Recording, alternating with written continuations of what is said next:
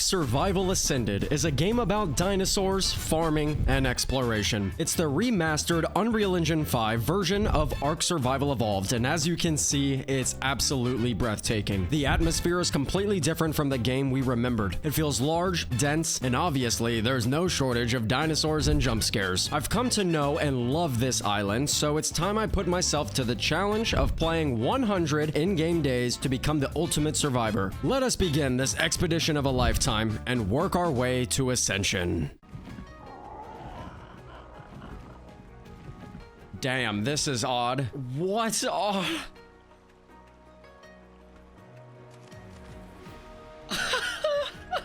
What does the inventory look like? Oh, interesting. The stats, is there any new stats? Or is no, it's all the same. I want to see what the jump looks like. All right, let's start making some tools. Let's gather, you know, the normal ARK stuff. Do we have new colors? Or am I just seeing a crazy looking PT right now? Hey, this is voiceover Sizen. It's really hard for, in real life Sizen, is that a thing? To focus when playing a new game, especially something like this. So I'll take over for a bit. The sounds are weird. Completely different sounds. We still got that going on. That's cute, I guess. I'm not used to this at all. Like, I don't even know. It's gonna take me a while to start actually playing the game. What I mean by that is everything was so pretty that it was like my mind was playing tricks on me. And also everything is more fluid. The hair animations are a little too real for me. The hell was that? Verdberry? There's new berries. Okay, I didn't know we were adding new stuff to the game. All I'm gonna say is I think Wildcard made the Maginberry after me. Sure, let's unlock the sleeping bag. I'm excited to see the new structures. Oh, it's a Bronto. What am I hearing right now? All right, my first fight in ARK Survival Ascended. Damn, the blood is smooth. Pressing, okay. All right, who was gonna tell me they added babies and juveniles to this game? There's babies? What do I do? What? All right, let's get started on a little something for a base. Gosh, this is so pretty. I think for those of you that are weary about buying this game, because I know I was, just go ahead and do it. I'm gonna call you guys out right now, okay? I'm gonna keep it real with you. For all of those saying that they don't want to pay money for a remastered ARK Survival Evolved are the same ones that spend $50 on the Halo Master Chief Collection, which is a remastered Halo. So, okay, I'm sorry, I'm done. But just get it. I promise you won't regret it. Wow, next gen ARK. What do you say, guys? Do I get a parasaur? I think I do. There's babies, right? Can I just feed them? What do I do about this? I'm confused. Hey, it's Future Sizen again. All I found out about babies so far is that they offer a lot of prime meats, which is extremely helpful on the beach, but that's about it. Oh, interesting.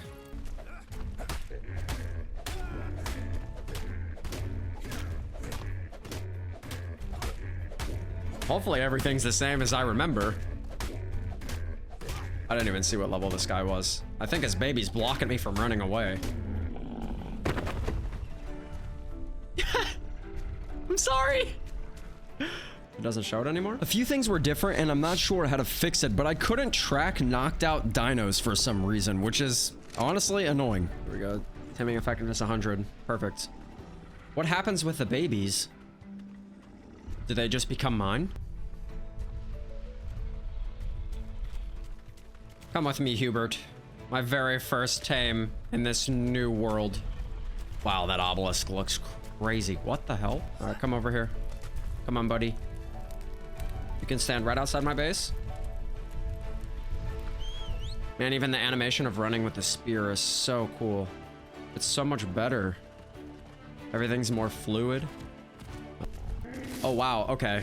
I'm just now realizing it doesn't tell you the name of the stuff you're gathering anymore. It just shows the picture. Those are just meant to... I guess you can eat them, but they also just make dye.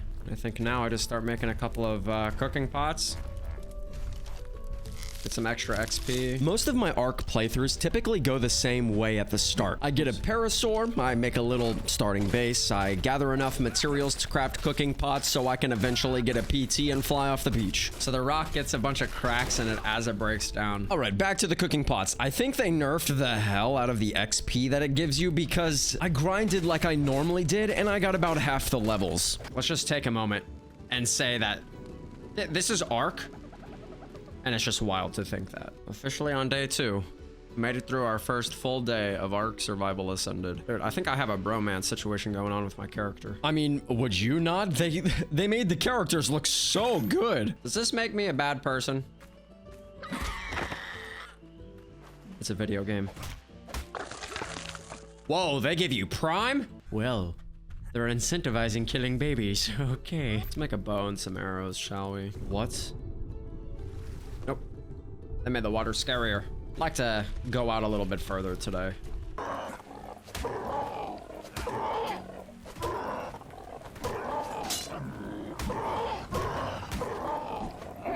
Wow, I knocked it out. Say less, that was like really easy. Okay, working on our third tame. I don't know if some funky business was going on, but I came back like literally 2 minutes later and the PT had already woken up and flown away. Did he really wake up that fast? That's unfortunate. After losing the PT, I didn't feel as comfortable leaving my base today, so I figured I would just take my time, appreciate ARK Survival Ascended for what it is, and head out when the time felt right. Another thing they added into character creation that I love is changing your voice. Us ARK players needed this. This sounds so much better than the normal ARK guy. I ended up spending more time on my base than I wanted to, but I upgraded everything to wood, thinking that I had to leave it behind, but just doing it for the XP. The way your character walks now when you're encumbered or when you're crafting something could make some really cool cinematics. Starting a new game on launch day is always fun, but there's questions to be answered, like the hairstyles. Do we unlock them like ASE, or do we just have what we get? What? Damn, I feel like I'm going through the gate to heaven. What is this light? Man, that's so cool that you can pick all this stuff up now. After packing up the rest of my base, I stuffed the inventories of my 2 friends and we headed out to go find a more permanent base location. Maybe should have thought about the time that I was leaving because it's almost nighttime. I guess we just get over this hill and we can set up something temporary just for the night. They changed the terrain a little bit, so it's kind of disorienting. I think this is where I'm trying to go. Some things look super realistic, and then other things, it's almost like they converted it to a more animated. Cool. As I stated earlier, I just wanted something temporary to get me through the night until I could start traveling again in the morning, so I threw up my structures that I had. I'm pretty sure I went AFK to go eat a burger, and yeah, the night was pretty uneventful, but I'll see you in the morning. I think I'll start packing up now, so by the time I'm done, I'd say we're good to go. While I load up my temporary base, the next part of the journey is going to be really tough because getting to where I want to go, I have to travel through some dangerous areas like the swamp or the redwoods, or just go really far around it. But that could take a great deal of time, so I think I'm just gonna roll with the punches. Decisions. Let's go back to the beach. The reason I'm saying this is because the chances of me surviving walking through the swamp on a parasaur are slim to none because of capros. They can jump and pull me off the parasaur. I accidentally hit a freaking dragonfly. You gotta be kidding me. Jerry, do something. I'm stressing so hard. Oh god. Oh god, there's a bunch.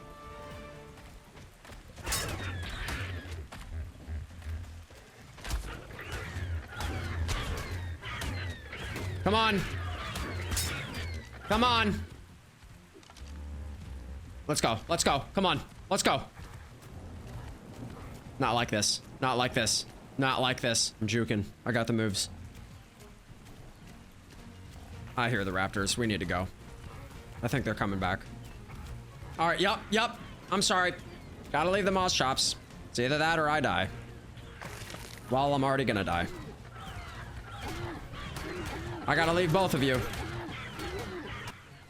Gosh, dang it, that sucks. They were slowing me down anyways. I felt really bad for leaving my tames behind, but it had to be done. Anyways, after running for a while, I found an explorer node at the top of this hill and got a really good feeling in my stomach that I should probably build here because I love the area. No way, I just found crystal on accident. This is the tallest hill in all of the land, so I could see everything around me and know if something dangerous was coming my way. And on top of it, there was crystal and metal everywhere, so I'd say it's pretty perfect. It was mostly peaceful, except the occasional bug that came to take my life, but other than that, it was great. Hopefully by the time I'm done setting up my base and getting my forges and everything squared away, I'll be a high enough level to get a PT. I think that's my only hope right now without completely going back to square one.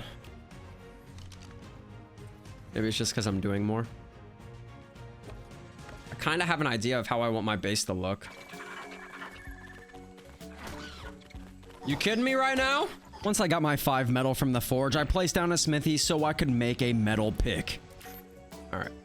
Hey, at least I got a metal pick. For the next hour or so, I really just stayed up on this hill working on my base. It was nothing special, nothing we haven't experienced yet, but nothing really crazy. I do want to make a little montage of my base experience, though. This is a roof. That's what I was wondering. Okay, you know what? I kind of want to change this.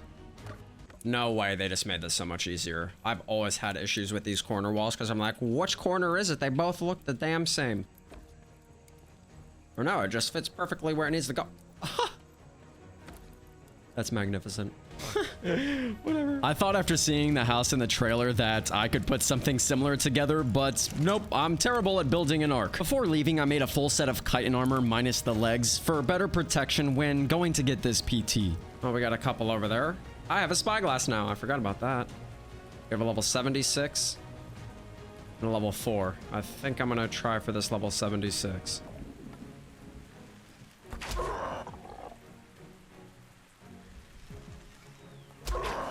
It should be enough to knock you out. I do need to kill a baby something so I can get prime. After heading south down the beach, I found a baby dodo that I could kill for prime so I could feed that to the PT. Lucky for me, as soon as I threw it in its inventory, it had been asleep long enough to immediately tame. You know what? I think we're just gonna name it TT. I was super weary and cautious right now because normally when things start looking up for me, that means something bad's about to happen. Sure enough, not even 5 seconds later. Oh God. I guess we're testing my theory. I cannot outrun a raptor. No.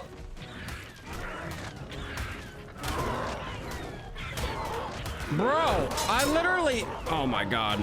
Oh my God. That couldn't have gone worse. All right, it's time for me to explain. So after revisiting the footage and watching it over in slow motion, here's what happened. Number 1, I guess we pissed off a Therian. Number 2, as you can see with the yellow crosshairs, I accidentally bola'd my own PT, causing it to die from all the raptors. So that answers all the questions that were unanswered. I quickly ran to grab my loot where I died, and then I headed back up the mountain for the night. I repaired some of my armor because it broke when the Theri killed me, and then my next plan of attack was to make the PT saddle before going back down. I killed 6 compies for their hide. I already had the chitin and fiber for the saddle, so all I needed to do now was find a PT. Damn! I didn't know you could get crazy torches like that. I heavily believe that if I would have had a saddle for the Pteranodon I originally tamed, it never would have died because I could have flown it home. What do we have here?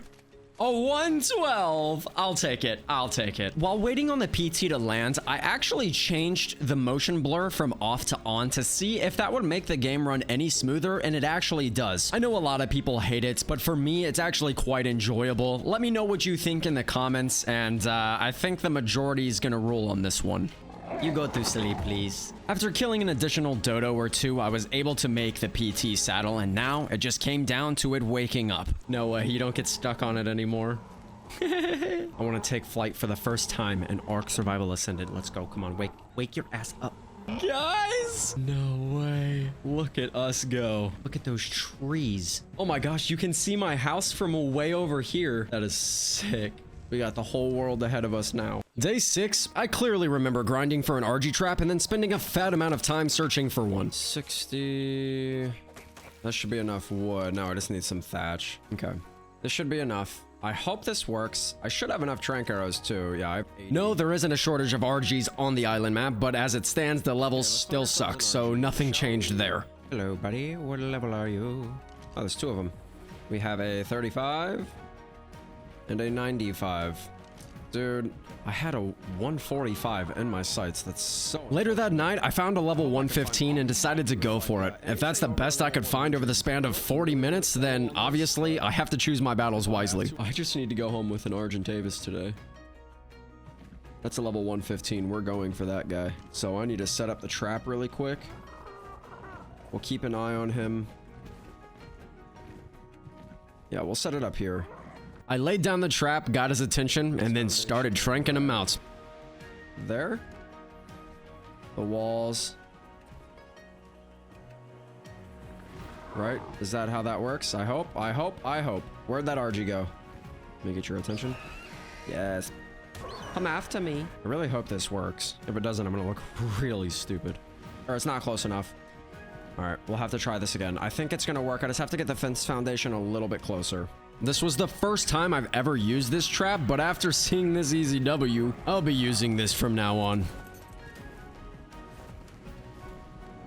Okay, he's stuck. I need to get some food quick. Day 7 started with turning the RG into one of those cotton tomato things you put sewing needles in, which resulted in it passing out. Ha! I'm a god. Now that it's asleep, I must put some raw dodo sausage in its mouth and wait. Not for long though, and when it woke, I give it a spectacular name. You're a male, you're an Argentavis. I think we name you Juniper. No, I'm just kidding. We'll name you Levine. Because that's the literal best thing I could come up with. Afterwards, it was the long flight home I dreaded, but I must do what I need to do. And as you'll hear me say a lot throughout this video, there's no cryopods. So yeah, everything's gonna take a while as far as traveling goes. There were a few things on my mind for the rest of day 7. And when I returned home, I had the sad realization that I was nowhere near level 62, which was the requirement for the RG saddle. So I figured while I still had daylight, I'd look for some chitin. All right, we need to go and find some chitin, so I'll be back. 32 chitin. 37 if I use my own hatchet. Where's the rest of those? With chitin, I'd head back home to make some paste for water jars. Water has been an ongoing issue with my base location, but no more. There's 2 water jars. That's beautiful. Metal is literally the top priority in every ARK playthrough, so I must grind. I do want to get another forge made, or maybe even a couple.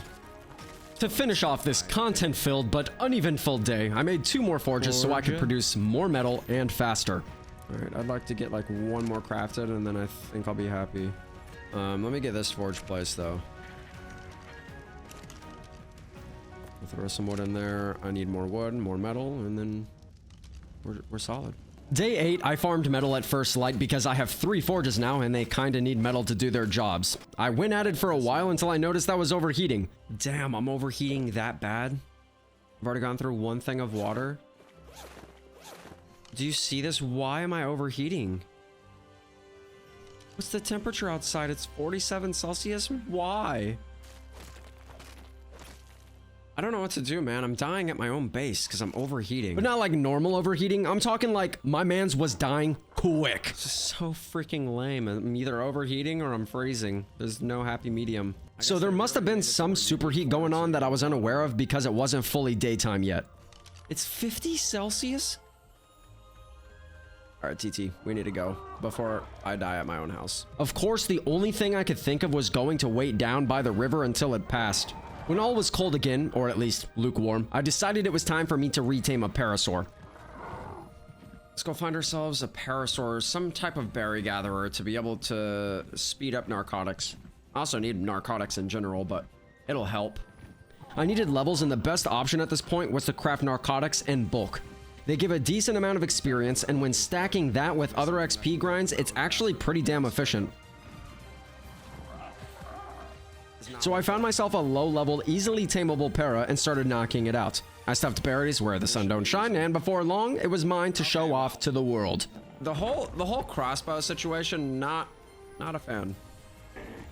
I shall name you Pauls. When we returned home, it only made sense that I make Pauls eat all the berries around, whether he was hungry or not, because he's my little berry slave, and he only has 1 job. I'm not paying you to just sit here, boy. I'll level you up after I'm done getting berries. Oh, we have berries again. Love it. For the rest of this godforsaken day, I farmed more metal, crafted narcotics, and you guessed it, began the cooking pot bullcrap yet again. Keep the experience coming. Day 9 wasn't anything special. In fact, I'd like to forget this day entirely because it consisted only of me acting like a damn robot. I crafted cooking pots, and even more cooking pots. The grind is real, but it would soon be worth it, or at least I hope. Before I knew it, I was approaching the cold dark night, but the hard work paid off as I unlocked flak armor at level 56 and crafted myself an entire set.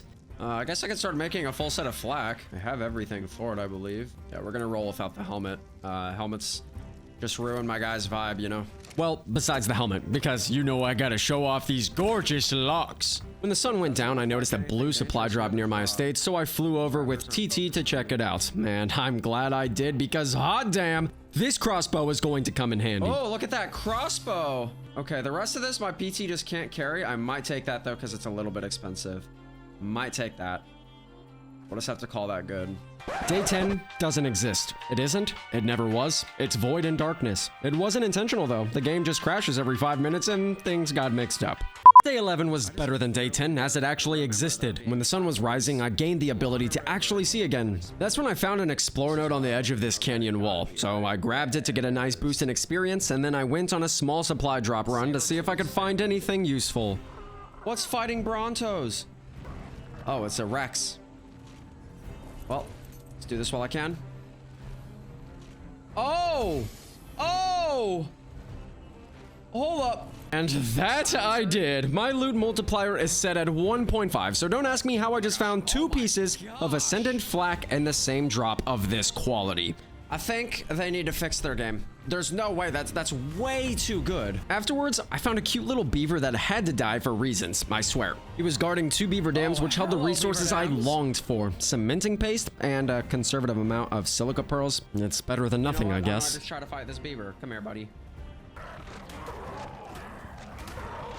I see what you're trying to do. You're trying to push me in the water, silly boy. Tricks are for kids. When I got back to my cabin, I realized I had the levels required to unlock the RG saddle, which was the whole purpose of all of this grinding, and boy was I excited. I got the saddle crafted and strapped it onto Levine to take our first of many flights together. Come here, Levine. I've been waiting for you. Oh my gosh! Day 12, Levine flew me over to a somewhat peaceful riverside where I found one of my favorite looking Dodics to date. I've never seen a white Dodic with black accents, and honestly, I live for it. Low level or not, I was planning to knock him out and take him home right this instant. I have never seen an all-white Dodic with black under... That's so cool looking. And I did exactly so. With it being a low level, the whole process took mere minutes, and I was on my way with this cute-ass Dodic. Weeble was going to be a loyal servant. So loyal that he woke up and immediately started gathering stones before even greeting me. How blue-collar of him. I set off for home to make the saddle, but I didn't have any hides, so I figured I should probably get on that as it was day 12 and I was broke as hell resource-wise. I found a pack of Parasars, which I knew would offer me more than I would need, so I laid waste to these oversized anteaters. Now, get ready for the part that sucked, which was searching for an Anki. Anki's gonna be a little bit harder than I thought. Not gonna find anything in this area, so I have to keep going. For some reason, I couldn't seem to find a single one. I didn't even care about level or colors. I just wanted a damn Rocky boy, but they played hard to get, and I wasn't having it. I got so bored that the bright idea of killing an Alpha Rex with my RG came to light, which shouldn't have ever crossed my mind, but I'm a G and I can do what I want when I want. Hello, Rexy Poo. Gosh, the colors. So cool. Oh, that's an Alpha. That's why. Can we kill an alpha, guys? Probably why I can't seem to stay alive in this game. Anyways, I spent 10 minutes hovering over this booger, attacking my little heart outs when I finally dropped him, and his death granted me some useful tools and a chunky bit of experience. There it is! Okay, what you doing, bud? You just... awesome. Could be dangerous. Searching went into nightfall, so much so that I began freezing and had to set up camp on top of a hill until morning. Day 13, I woke up and wiped off my crusty eyes and let out a large yawn before continuing my search for an Anki. I searched and searched and searched, and guess what? I searched. Also, not sure how I didn't see this as I flew by, but a giant blue Giga popped out of literal nowhere and scared the piss out of me. Oh my god! No way, I just accidentally ran into a Giga without seeing it. Besides almost losing my life and Levine's, I did find this cool little abandoned temple-like structure. I like that we're adding some new stuff that I haven't seen. Later, I remembered that Herbivore Island had a pretty reliable spawn point for these guys, so I flew over to the Utopic Island to try and get lucky. Hello, Anki! Sure enough, upon arrival, I saw 2 beautiful Ankis taking an evening stroll together. I decided to go for the red and white one because, again, I've never seen anything like it. His friend wasn't too happy about the disagreement though, so unfortunately, I had to dead him. Pick bushes, Mejo in the butthole, boom, I have an Anki. Yeah, no, it wasn't that quick. I actually stayed here overnight, but Khal Drogo was worth the wait. Day 14 was kicked off with a tedious flight carrying a heavy drogo back to my home. But when I arrived, crafting saddles was at the top of my list, so I made one for the Yankee and then the Dodic. Alright guys, well it's first light. I can see it's time to go. Let's go find ourselves a beautiful base location. I like this place. It's cool and all. It's just really inconvenient. So with that being said, I decided to look for a new base location. Yes, my current one was amazing, but I think the main reason for this is because I dreaded running irrigation to my current house for a garden. That's really it. The location was amazing and simply beautiful, but I wasn't thinking straight, so I gotta show you me flying around hopelessly for an hour. I found a few really nice spots, but none of them made me want to pick up everything and fly halfway across the map for a change in environment. I'm also pretty well placed as it is for the long walk to the obelisks when it comes to boss fight time. The one good thing that came of day 14 was this blue drop. My golly, this chest piece was going to be clutch. I'm gonna get this blue drop, I'll start farming, go back up there. We'll start progressing. I'm done looking, I'm done trying to find something new. Bro, why is the loot so good? Shout out to the javelin too though. These are great for fighting off capros and thylas when they grab a hold of you. Day 15, I gave the interior of my home some love. I began crafting and adding a loft area above my forges and stations to give myself more room for crafting benches. I'm gonna do that like right here. I just need oil and spark powder. I grabbed oil, but I think the game crashed. It was when I had my Pteranodon. I grabbed oil. Yeah, of course. So I'm gonna need to find some oil, which is all the way in the snow biome. One day I'd add a generator, fabricator, and other industrial goodies to the second floor. And speaking of, I scrounged up enough resources, including this oil I randomly found in a supply drop. There's my spark powder. I can now make a fabricator to craft a fabricator. This would help me craft all other items that I need to progress in the future. I then combined the remaining oil and hide in a forge to make gasoline to run said fabricator. Gasoline. So gasoline will get started there. The first thing I did was craft what electronics I could, hoping to make a generator, but I fell short. So someday soon, I'll need to figure out a good source of silica pearls. One thing I really wanted at the moment though was a pump shotgun, but polymer was extremely rare to come by. Polymer is going to be a little bit of an issue. I think the only good way to get that is penguins and Hesperornis. I need to go to the snow biome to get oil anyways. But I don't know if that's worth it right now. Okay, let's focus on this map. It's either Hesperornis or penguins. Man, I'll show you a little bit later, but they removed the damn penguins from Penguin Island. Later in the day, after watching some tutorials, I crafted a trap for a thyla. I figured that's the next thing I need to gain the ability to start running caves. Surely I was wrong, but I did it anyways. So let me put this together out here to make sure this works first, because this game is super weird with snapping points. I need to make sure I can do this. And then it would be the pillars. That's another thing that I'm worried about. These things are gonna snap. Of course they are. That's the closest I can get it, and the thyla's gonna run out. The tutorial was for ARK Survival Evolved, but I hoped for the best. And after grabbing all of the pieces, I headed into the redwoods, which was risky, but needed to be done. When I arrived, I played my hand super careful to not get jumped by thylas or knocked out by freaking microraptors. When you play this game long enough, you know that traversing slow and patiently is pretty much the only thing that works in these woods. It didn't take long for me to find my one true love. I mean, this level 140 thyla was chilling on a tree, so I quickly killed all of the surrounding threats and began laying out the trap. I got its attention and lured it over, but the thyla outsmarted the trap every time, which was concerning, but I had to come up with a plan. Day 16, I was obviously still in the redwoods fighting this thyla. I decided instead of crying over the trap and asking myself why it wasn't working, that I would instead stand on top of rocks and shoot down at it to try and KO it. This went well for the first bit, but the thyla got smarter with each arrow and found ways on top of my rocks. So much so that I began to worry that my RG would die from all the bites it was taking. Ah! Dude, this thyla is so screwed up in the head. And then I played Ring Around the Rosies with this stupid oversized cat for about 20 minutes before I got it sleeping. Let's go! That was difficult as hell. Okay, how do I keep track of this thing, though? Do I have to put food in its inventory? If that's the case, bro, this is gonna take forever. But it's gonna be so worth it. Unfortunately, Thylas are pompous as hell and only wanted the finest cooked meats to tame, but I put my foot down. I decided to just give it cooked meat. You won't even take raw meat, it has to be cooked. And even so, it's gonna take forever, so I need cooked prime, but... By the campfire, I waited, patiently but trembling, because what's about to be mine is a godly creature. Girl Thyla, me Sizen, in love with Game of Thrones, you know where this is going. Khaleesi, aka Queen. I flew home with Khaleesi, immediately made the saddle, and hopped on the back for a test drive. Okay, let's get this Thyla saddle made. Thyla. Now that is some damage that we have been missing out on this entire game so far. I mean, these damage numbers made my heart warm. Knowing I could kill most threats now, when before my most dangerous soldier was a weird-looking eagle, was a lovely thought. After killing a few dinos, I made grappling hooks in case I found myself in a cave sometime soon, which I tried, believe me, but after doing so, I headed to the cave near Carnivore Island. It took a good amount of time to run over there, but one thing I wanted to test on the way was swimming, and for some reason, the Thyla swims faster in this game opposed to OG ARK, so that's a plus. Day 17, I finally found my way to the lava cave. Well, the entrance, I should say. Oh, what? I can't fit in here with the Thyla? Okay, so basically what you're telling me is I have to run all of these caves on foot because most of the cave entrances are like this.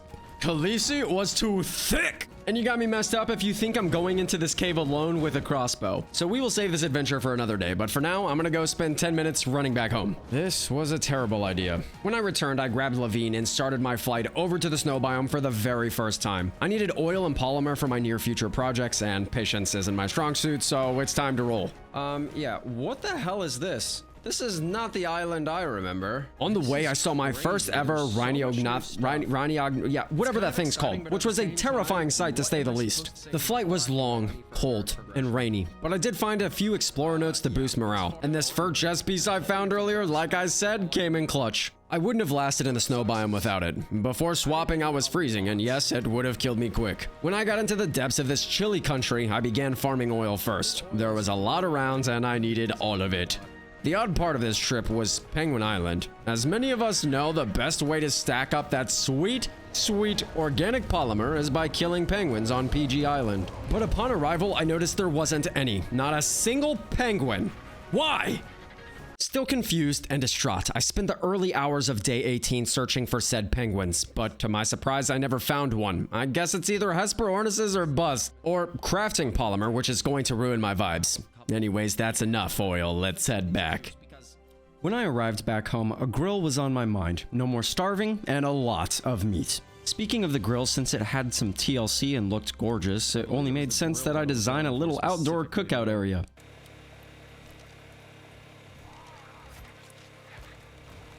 Autocraft. Okay, so I should have gasoline in here, correct? Yes.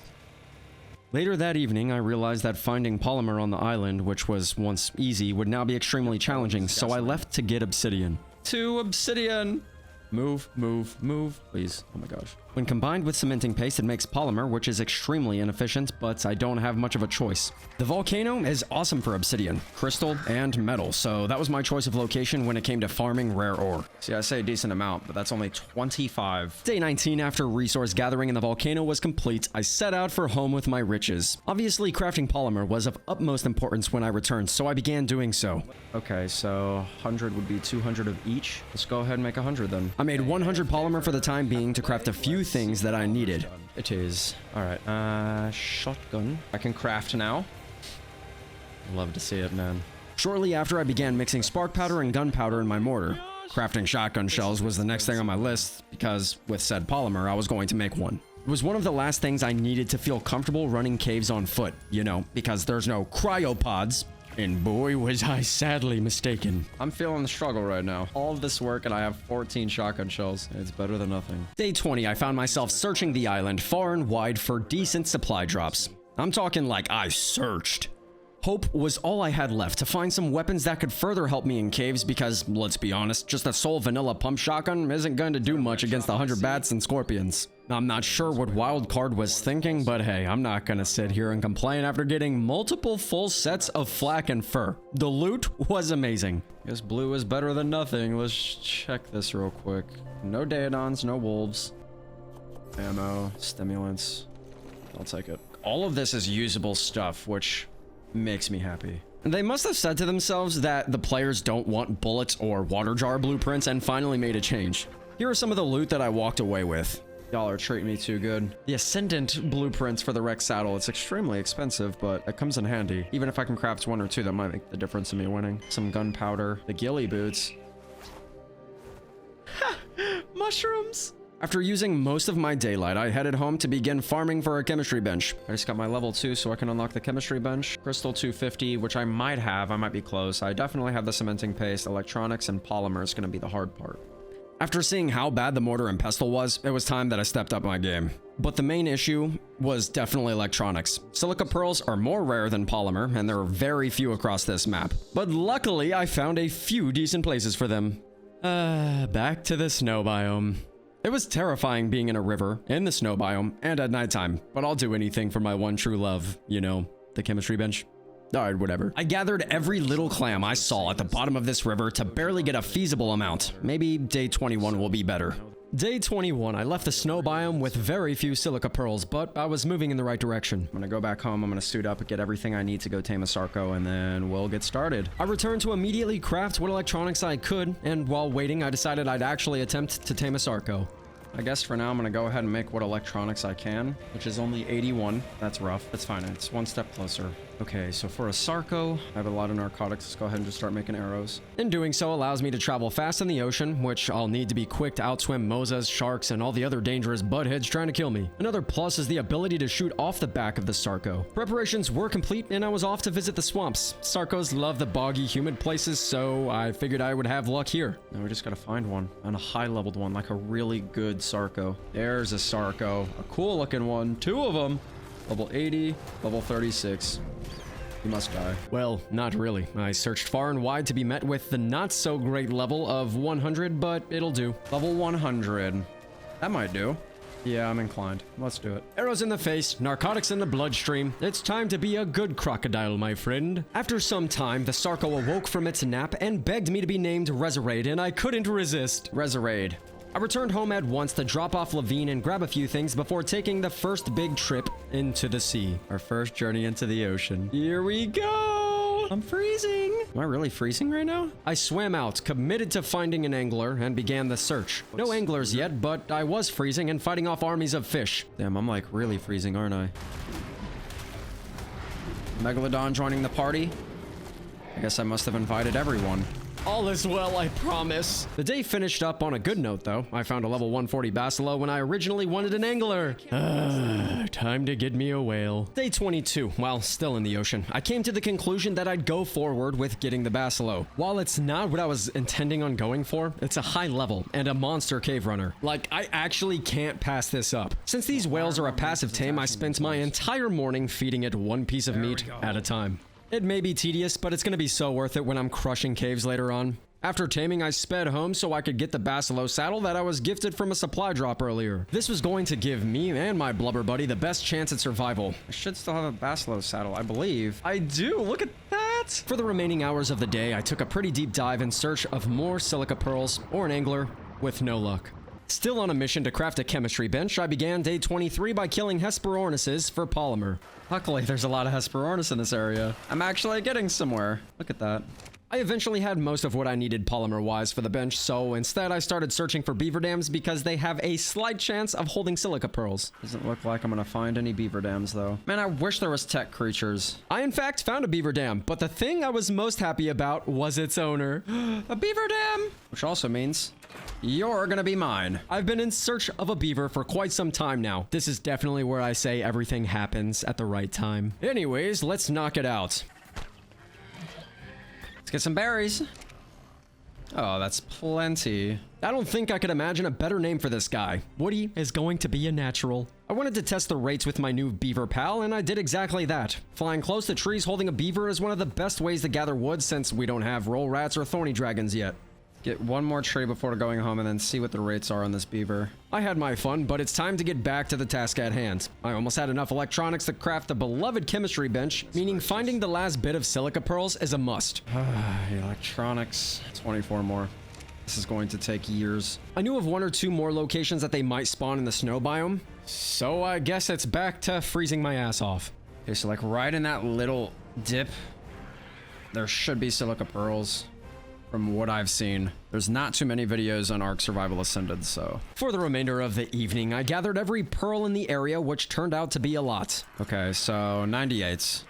We're getting somewhere. Day 24 began with the flight home. I checked a few supply drops, which is turning out to be a trend for me, seeing as they're so damn good. The sounds they make are so crazy. I'm finding a lot of fabricated pistol ammo. We got a gold ring on a yellow drop. Come on, man. Just give me a shotgun. Are you serious? I was only 70 or 80 electronics away from crafting the chemistry bench at this point, so I wasn't home for long because it's time for me to check one final place. In front of Ice Cave in the snow biome, there's a bunch of cracked ice, and I've heard that silica pearls spawn like crazy underneath. The only catch is they made piranhas way more psychotic, so I had to deal with them first. Piranhas really swarm you. There we go. There's some. Whoever led me to this place was a blessing because it was Silica Pearl Central. It ended up being the final bit I needed, so I gathered up everything and left. I arrived at my cabin jumping with joy, knowing I had all of the required resources to craft this bench. But as always, one thing leads to another, and I couldn't find a good snap point for this thing, so now I have to remove walls and create a little balcony out back. It actually turned out to be pretty hot. But with a chem bench comes a generator, and one of those small but not unnoticed TLC improvements they made was ditching the electrical wires, making the vanilla generator wireless. Hell yeah, brother! Oh my gosh, everything's wireless now? I loaded the bench with all items necessary to make gunpowder and got to work. After becoming a Meister, I continued working into the night, making spark powder, gunpowder, and ammo. Okay, now, the question is, do I turn these into shotgun shells? Or do I just...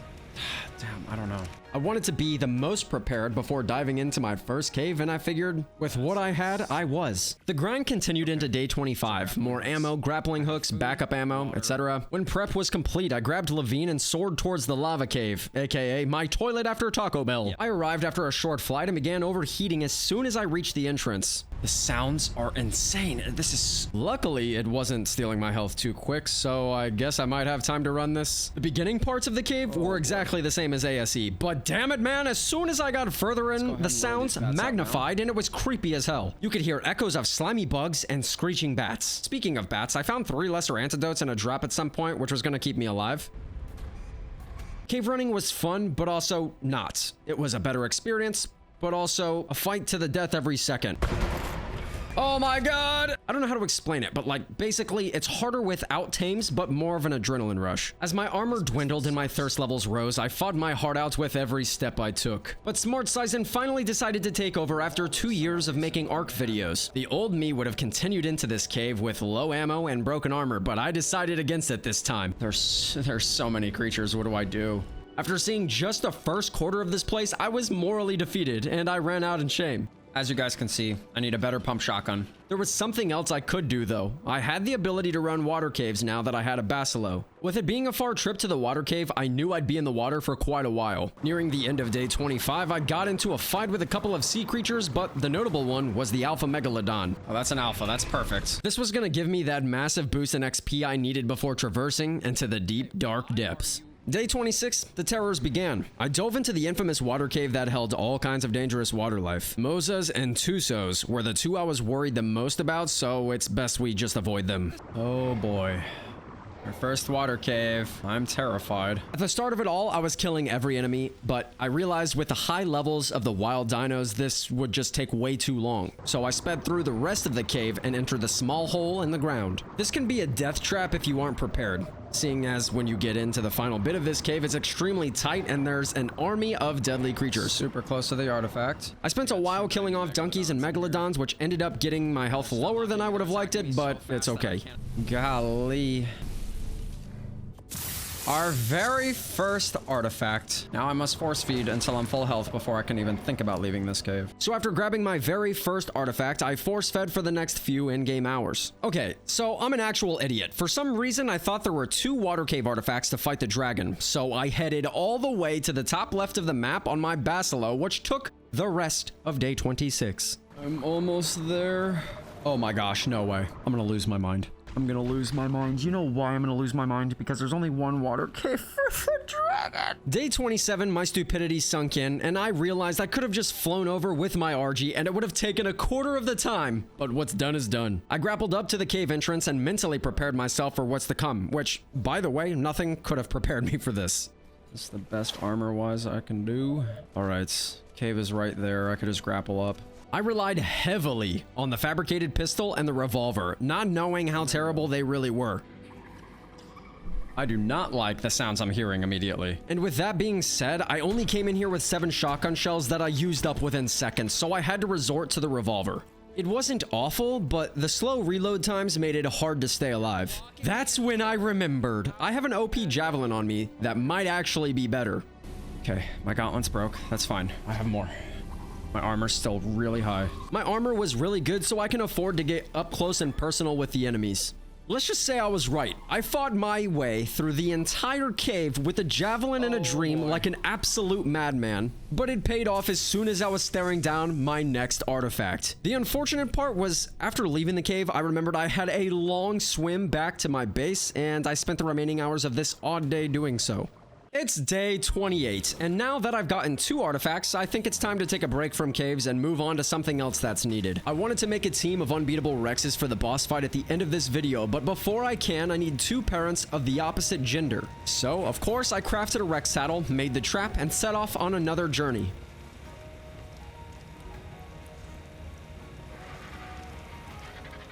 I have 2 crossbows. More than plenty amounts of arrows. I have the Rex saddle. I have the trap for the Rex. I think it's time that we get a Rex. I looked for a high-leveled Rex for hours with no luck. Rexes are something I can't really play around with. I need 140s to 150s and that's it. And then I'll need a breeding pair. The best I found was a level 60, which wouldn't get me very far against the Alpha Dragon. This process was awful. I got so desperate that I flew over to Carnivore Island, which only had 2 low levels. Oh my goodness. I did find a gnarly red drop, which was nice, but nonetheless I felt defeated. So defeated, I even debated getting a high-level Carno and making an army out of them, but no Carnos either, so I'm gonna take the L and call it a day. Day 29 started off with a close call. I was in the redwoods searching for a Rex when I saw a blue drop that I figured I would just pick up. I'm just waiting for the moment that I get a Ascendant Pump Shotgun in one of these chests, or one of these crates. Level 10? Why even spawn it? Next thing I knew, I was getting hit off the mountain, and I'll let you experience the rest. Are you kidding me right now? Oh, hell! That almost killed me.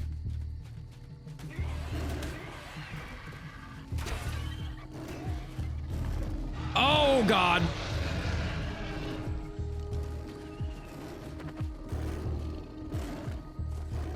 Please let me up. Please let me up. I'm gonna die. Ain't no way in hell it's ending like this. Oh my God. When I returned home later that morning, I had a magnificent idea. I thought maybe I could bring an auto turret into these caves with me. I could hook it up to a generator and slay everything in my path, and with the addition of allowing us to pick up structures after they've been placed, I could just carry it throughout the cave like it was a redeployable turret. But turrets require electronics, which means more silica pearls. I hate everything. So I decided it was finally time for me to once again search for an angler, because without it, electronics would be a struggle for the rest of this playthrough. Back to the sea. This time went swell. I found 2 anglers within a minute or so of being in the ocean, so I began knocking one out, which was quite simple because he never aggroed me. After getting one sleeping, I killed the other, filled mine with meat, and began waiting. Anglers take a while to tame with poor quality meat, which is what I had, so it gave me some extra time to unlock engrams that I've been slacking on. I could just find a clam or two, you know? The reason I'm looking for silica pearls at this point is because I really think that a good option for me might be bringing turrets into these caves. Silly Pearl woke up towards the end of the day, but I'm not sleeping tonight, so I've got pearls on my mind. I spent the rest of the day hunting for silica pearls at the floor of the sea, which was absolutely terrifying.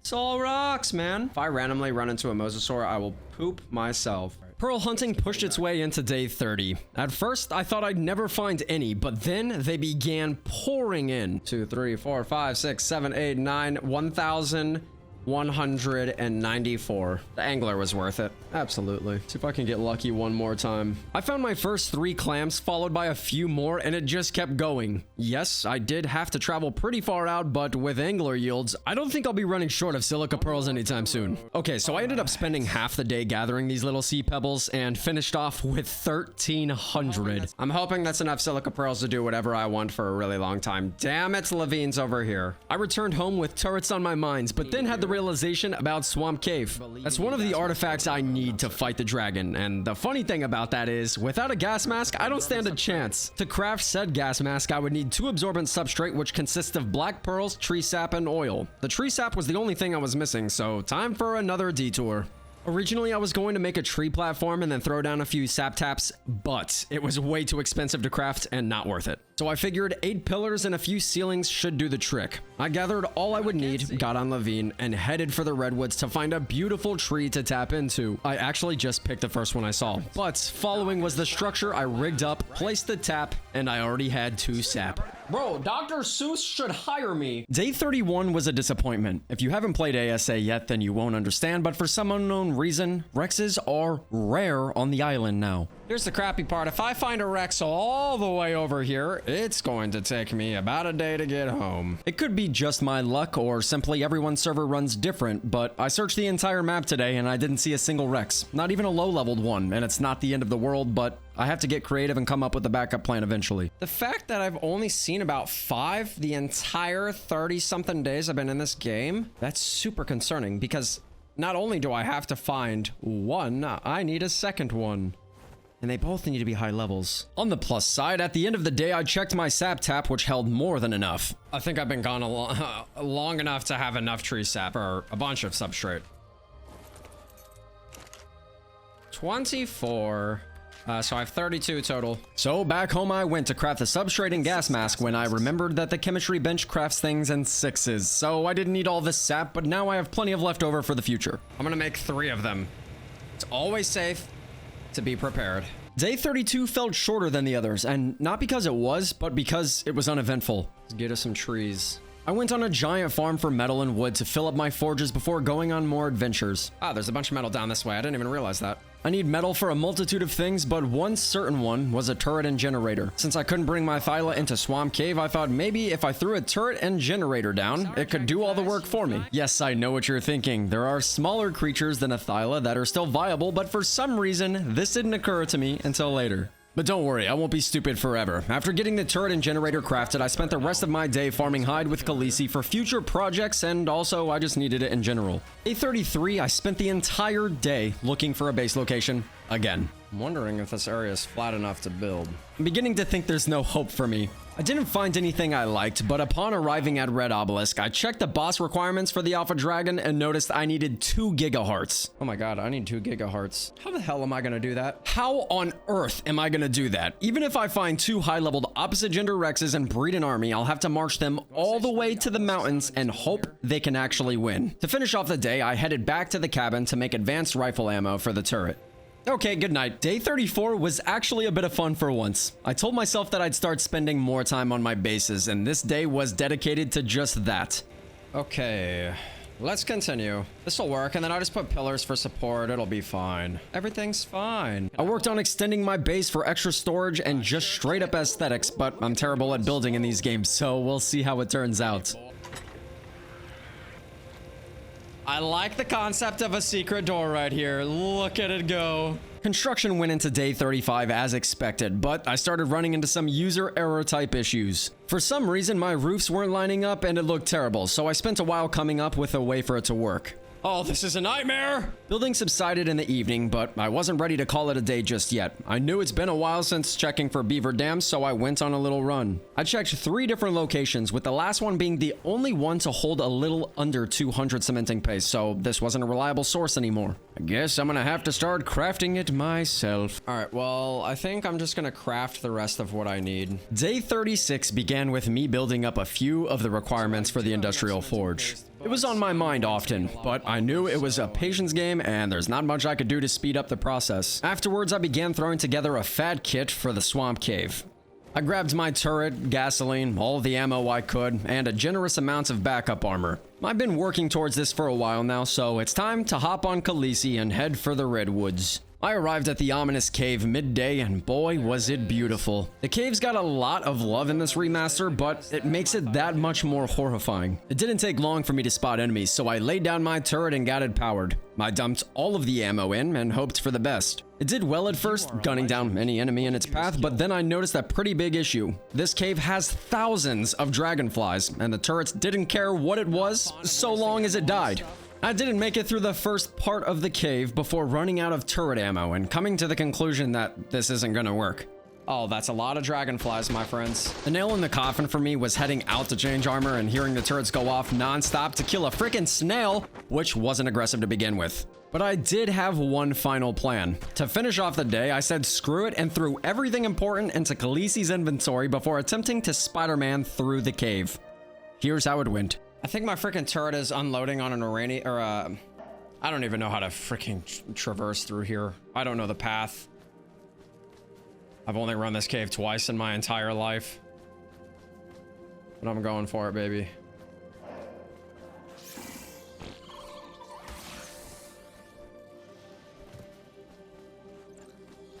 I'm going for it!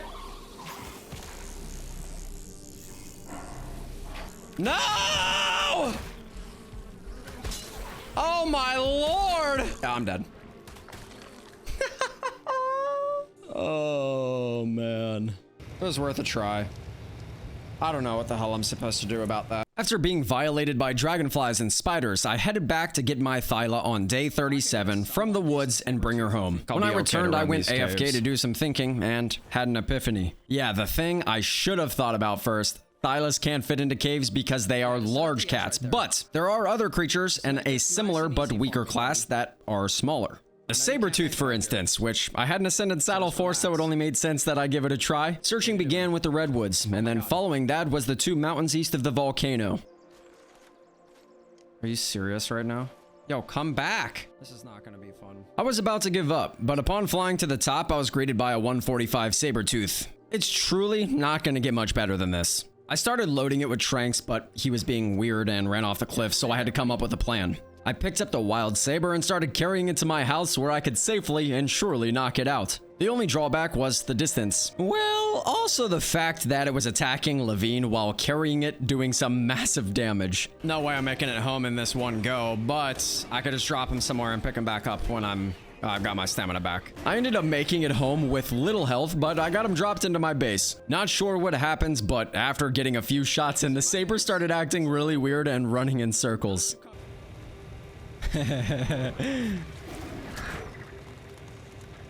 There's a wild saber-tooth.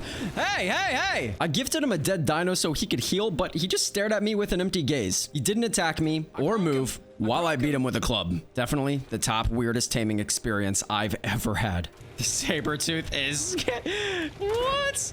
Day 38, I fed the saber some juicy turkey legs and he sprung to life with joy. I compared the size of Rebas and Khaleesi to make sure I was correct, and I was. The saber was almost half the size, meaning it could maybe definitely fit in this cave. But I didn't want to stop there, seeing as sabers don't have godly stats like Thylas, so I thought maybe a direwolf as a cave-running companion might do the trick. To the snow! I searched for about half the day, but as I was flying towards the snowy beach, I spotted a pack of direwolves with a level 110 pack leader. I quickly killed all the low levels, but along came 2 piggies to protect the wolf I was after. I got my eyes on you, man. Let me just kill the rest of your friends first. It took me a while to kill both, but when I did, I immediately started placing the wolf trap, but more pigs showed up. They willingly walked right into the trap with the direwolf, which made things annoying, but I lifted them out and killed the Daedons one by one. Afterwards, it was an easy knockout. I filled its inventory with prime meat, and within seconds, I had a man's best friend.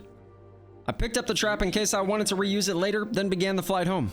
Day 39, I played around with the direwolf for a few minutes, seeing if it was any good or not. The answer is not. But 2 bodies during war is better than 1, and I'm about to go to war in this cave. Damn, they jumped full! I hopped on Levine and grabbed Rebas so I could drop him off at the cave entrance. No, cryopods means multiple trips to get my team over to the cave. Afterwards, I headed back to grab Ghost and brought him to the cave as well. I took a moment, just a short moment, to hype myself up before heading back into the cave for a second time, but I promise you I wasn't taking no for an answer this go around. You coming?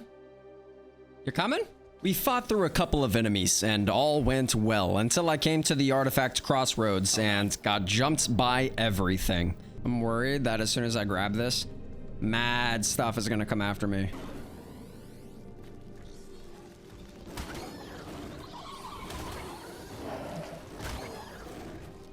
Ghost was off fighting somewhere else, but knew I needed help, so he bolted over and started destroying the spiders. I tried my best to protect him, but not long after, his life was taken by an Aranio. He sacrificed himself so I could live, and I'll never forget him. That was the best damn boy I ever had. I continued fighting my way through the cave until I ran into an Arthropleura, which destroyed my armor, including my gas mask. I was down to 2 left and needed to play it a little bit more safe. Oh, also, I found a yellow drop that gave me an Ascendant long neck rifle. Nothing crazy, you know? Fighting and force feeding, rinse and repeat. I was playing patiently and slowly to ensure my victory this time. Towards the end of the day, I headed out of the cave to swap armor because the centipedes were shredding through everything I had. On to the mighty day 40. I ran out of the cave because my final gas mask was low on durability. I quickly went home to make a few more so I could finish this cave and be done with this part of the journey. I returned to the cave at once with 2 final gas masks and made my way back in. This time, I made a sprint for the artifact. By this point, I've killed most of the creatures in here, so there weren't many threats. I did, though, find another red drop with an Ascendant Rex Saddle BP that I'll probably never craft because the required resources, but I'll keep it in mind if I'm ever rich. Or if I ever find a Rex! I continued on my path, killed a few more spiders, when I heard the sound getting progressively louder. Finally, this artifact is mine, and I can say I've completed this cave. I returned to my estates to relax for the rest of the evening while metal smelted, meat grilled, and my dinos played. Day 41, I found that I was close to having all resources needed to craft the industrial forge, so I decided to grind out the final push. I gathered stone for the first half of the day so I could get the cementing paste needed. Afterwards, I found myself in the redwoods gathering metal. It dried up quick, so following was the route along the volcano for obsidian because at this point crafting polymer was easier and more efficient than finding it.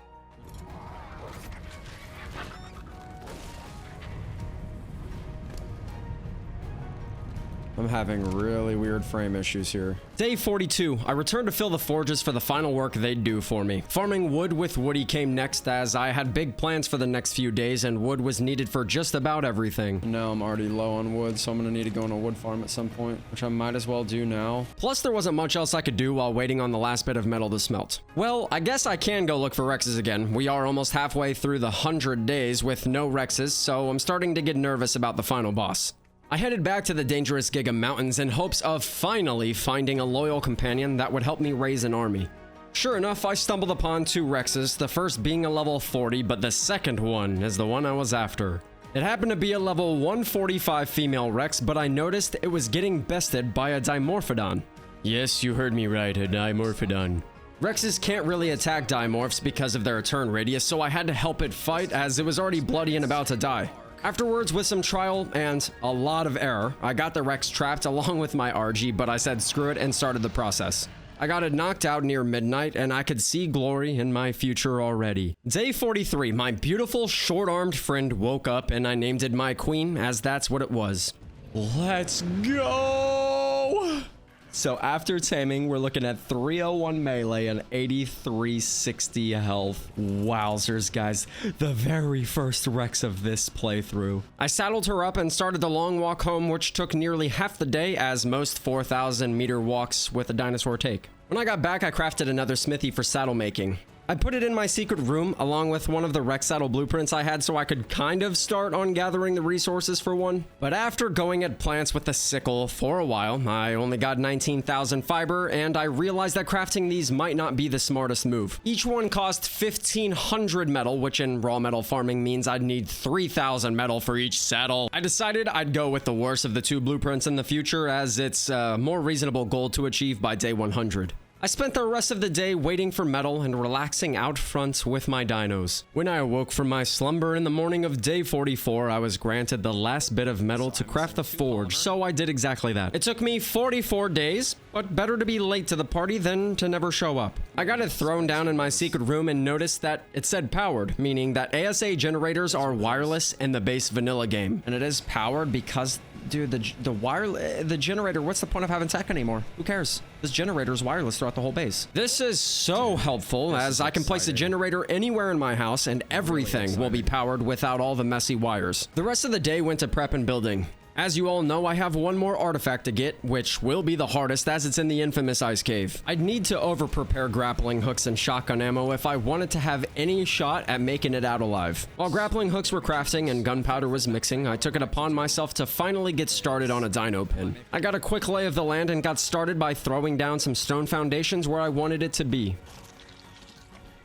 I'm clearing out the entire forest behind me. At some point, it's gonna happen. Now that I have enough thatch and wood, let's continue on. I spent the morning of day 45 crafting a decent amount of structure so I could just focus on building for a bit. This playthrough, I wanted to step outside the box. For every single build I did, either by adding extra details to my base or unique shapes that I don't normally use. I wasn't in love with my property and the way my buildings looked, but it's on the better side as far as what I've built in the past. The dino pin actually turned out amazing in my opinion and proved to be quite useful. When I finished, I got all of my dinos neatly laid out inside the pin, which cleared up a lot of space for me outside my base, and it wasn't sloppy anymore. More grappling hook crafting squeezed its way into the evening, and as it sits I have around 70, but that still wouldn't be enough for the ice cave. I bet you all can guess now why I have gray hairs developing at the age of 27. Day 46, I finished prep for the ice cave. I needed to wait for my ammo to finish crafting before leaving, so I gave myself something to do in the meantime. I was on the search for a better pump shotgun, and I have been for a long time. Every time I do supply drop runs, that's all I hope for seeing, as my armor situation is already sitting pretty, and all I really need is more firepower when I'm on foot.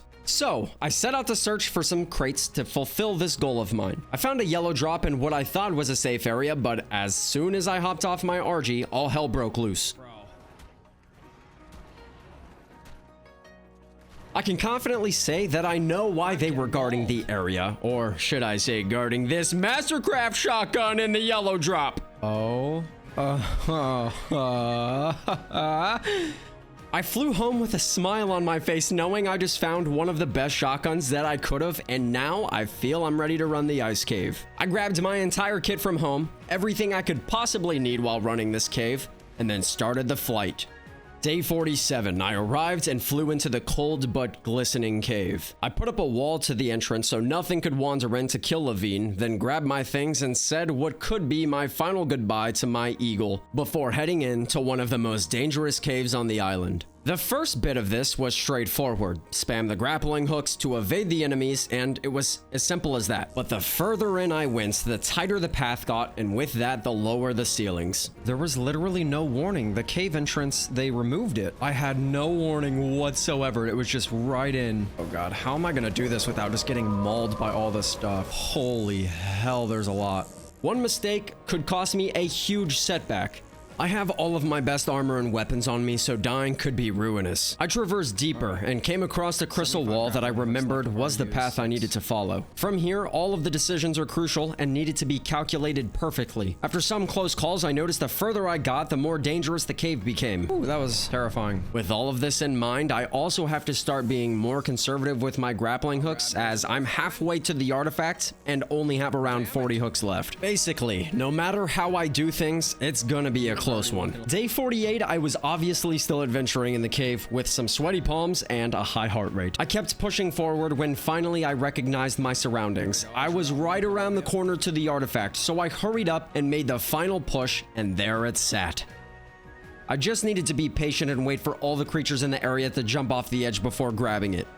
When it was time, I grabbed the artifact and made a quick escape out of the cave. I ran and used grappling hooks without a second thought, getting closer and closer to the exit. I could taste victory, but when I looked down, I noticed I only had a few hooks left. That's when I decided to just make a run for the exit. I'm out!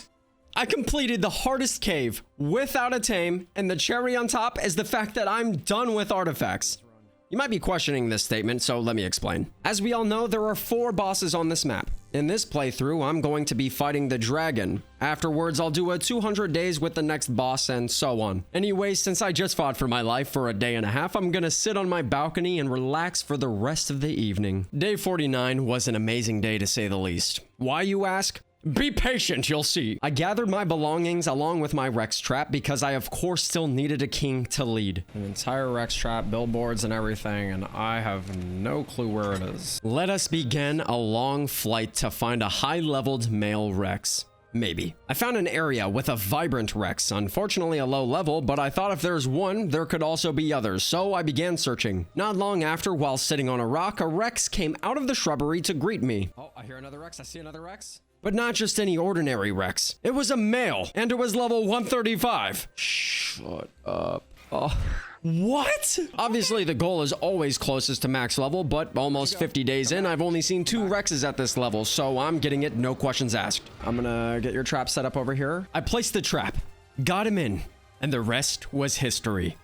Well, not exactly. It took most of the day to knock it out. I don't know how I feel about these colors. They're not the most amazing thing, but we can only hope for so much. With these guys, you have to be patient with your arrows, or you have the chance of killing them before knocking it out. When I got him put down, I gave him some chicken thighs. He purred, and I waited. The Rex woke up in the evening when I named him King and began the dreaded walk home. I will never, ever take cryopods for granted again, I swear. Having to walk everywhere makes you appreciate the little Pokeballs so much more. Day 50 was a lot of fun. It's always nice to take a few days throughout the 100-day videos to sit back and chill without the stress of dying or losing tames. I got my Rex King home and I allowed him to mate with his queen, and not long after I got my very first egg.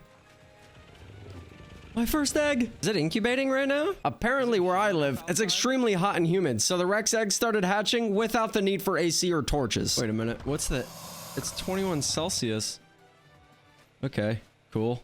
While waiting, I played around with adding some detail to my base, which led me to the idea of making a balcony in my secret room. I normally don't care much about my bases in ARK, but this time around, I was emotionally invested. Construction subsided, and the sun began to fall as my egg hatched into a beautiful baby Rex that would be the first member of my army. Day 51, I spent the better half of the day going out to the snow biome to find penguins, which, by the way, I found the absolute motherlode. I've been looking in all the wrong places, but I'm glad I came back to check because I was able to get more than enough to craft the grinder. While here, I needed oil as well, so I'm gonna smash a bunch of shiny rocks with a pickaxe and somehow return home with jars of oil. When I got back later that evening, I noticed my first Rex had fully matured, but I forgot to imprint, unfortunately. I wouldn't have been able to anyways, as my imprint multipliers were out of whack since they don't match OG ARK, and I gotta go through figuring out the perfect numbers again. Afterwards, I crafted actual polymer to free up space in the fabricator to be able to craft the grinder, as the hardened polymer stacks in 100s versus 20s. Now all I have left to do is the 1700 crystal and I'll have a beefy machine. Day 52, I woke up knowing I needed to venture out and find a generous amount of crystals, so I snatched up Drogo and flew to the redwoods. To Crystal! My Yankee swung his clubby tail until he grew tired and the first trip was complete. I quickly ran home to deposit what I farmed and it was off to the hill by Greenob for the second run. Once I gathered as much as possible from both locations, I returned home for the evening to craft the industrial grinder. I've actually only done this one other time in a 100 days video because of how resource hungry it is. But I know it's gonna be worth it, especially with the loot quality in ASA versus old ARK. In goes the unwanted gear, click of a button, boom! I'm freaking rich, man. After breaking down all of the gear I saw and fit, I decided to finally light up my base with actual lamps, and I'm glad I did because I could actually see inside my base at nighttime now.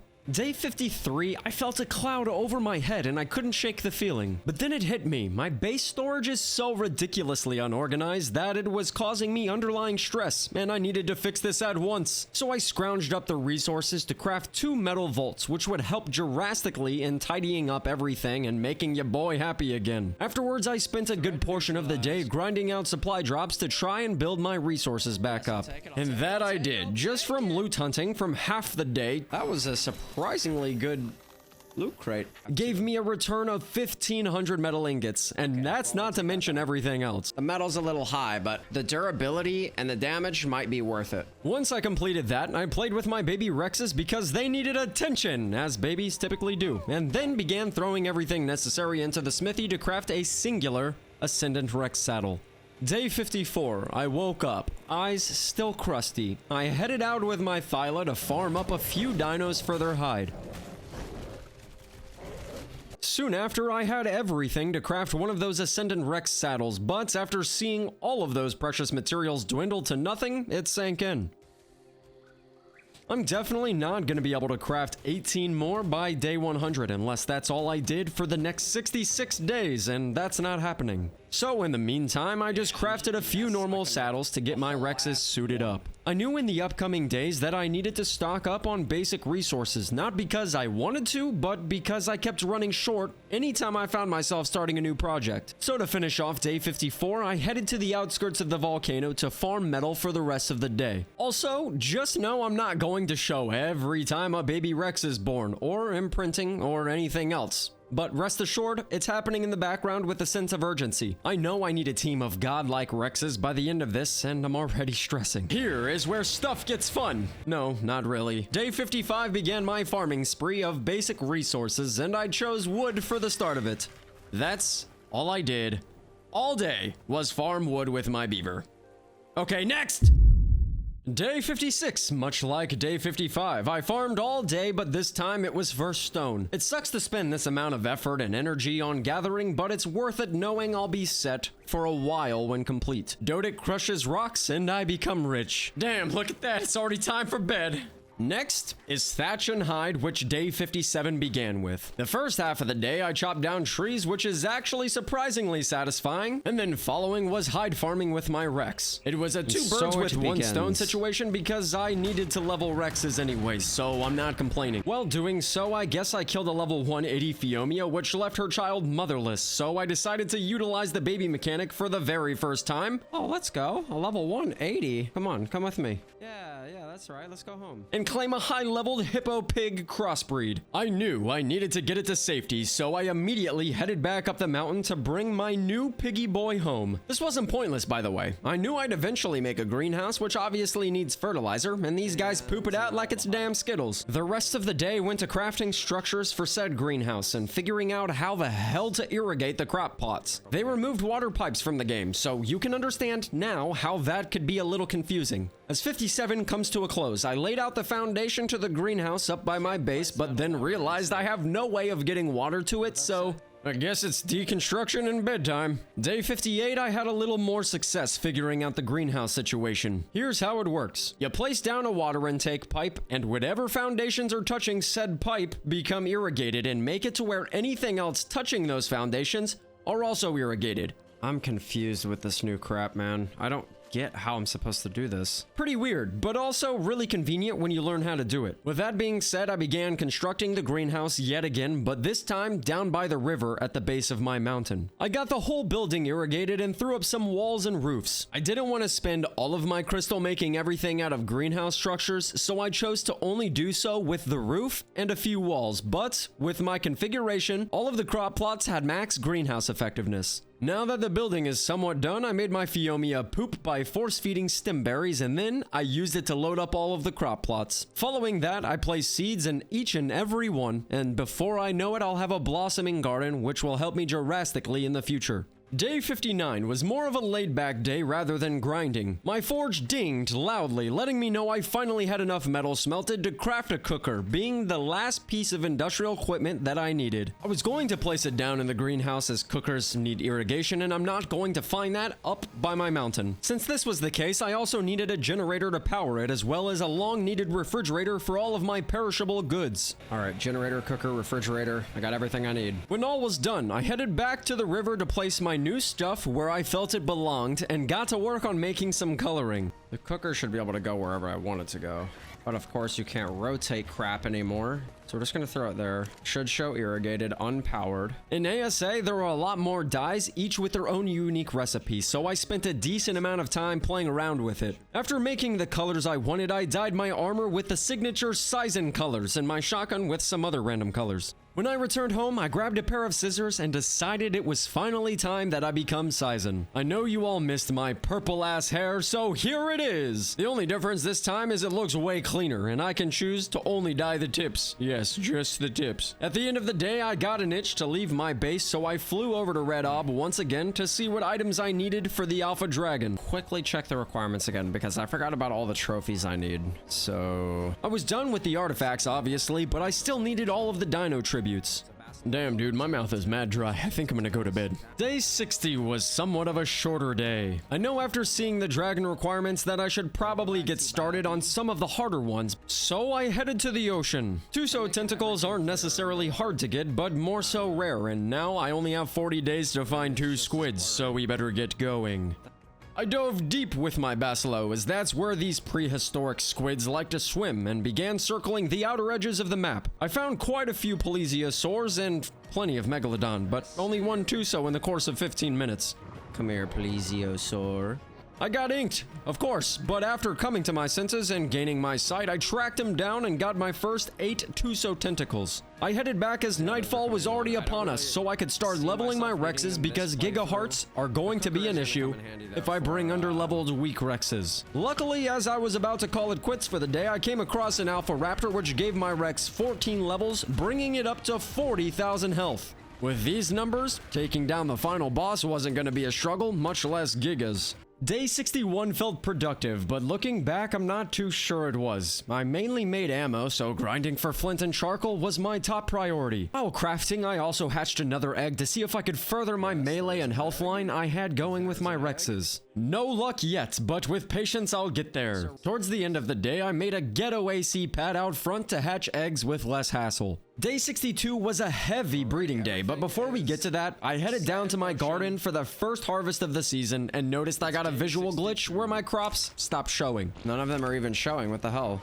Hey, load in, I want to see how pretty it is. It definitely made me sad, as seeing my crops grow is usually a lovely addition to my day, but the coding in this game has denied me of that. Afterwards, I began leveling my Giga Squad by killing unwanted babies because it's the most efficient way to gather experience. Not only do babies offer prime mead now, but they also give them most experience. Wildcard is a bunch of psychopaths, but I live for it. Aside from forcing Rexes to mate until their hearts gave out for a boost in melee and health, I also wanted to eventually fuse their colors to make the perfect combo. I wanted to take the green stripe on the back of my female line and mix it with the purple and yellow body of my male line, and spoiler alert, it happened soon. While the madness occurred, I also made 6 preserving bins because eventually I wanted to make a jerky factory. Imprinting is a lot harder without cryopods because you can't cycle the dino once from imprints, so being ready with whatever the dinos ask for is kind of important. Day 63, I practiced my cooking skills and grilled up a lot of prime. Cooked prime is useful in so many different ways, so it wasn't for nothing. Afterwards, I began working on a house separate from my current base of operations that I could call home. Beautiful, my house has started. Now I gotta start placing pillars. Somewhere to rest my head. Somewhere to break bread, or just a cold toilet seat when I've eaten too much prime meat. No matter the case, I wanted a house, so I got to work. Oh, that one's gonna be fun.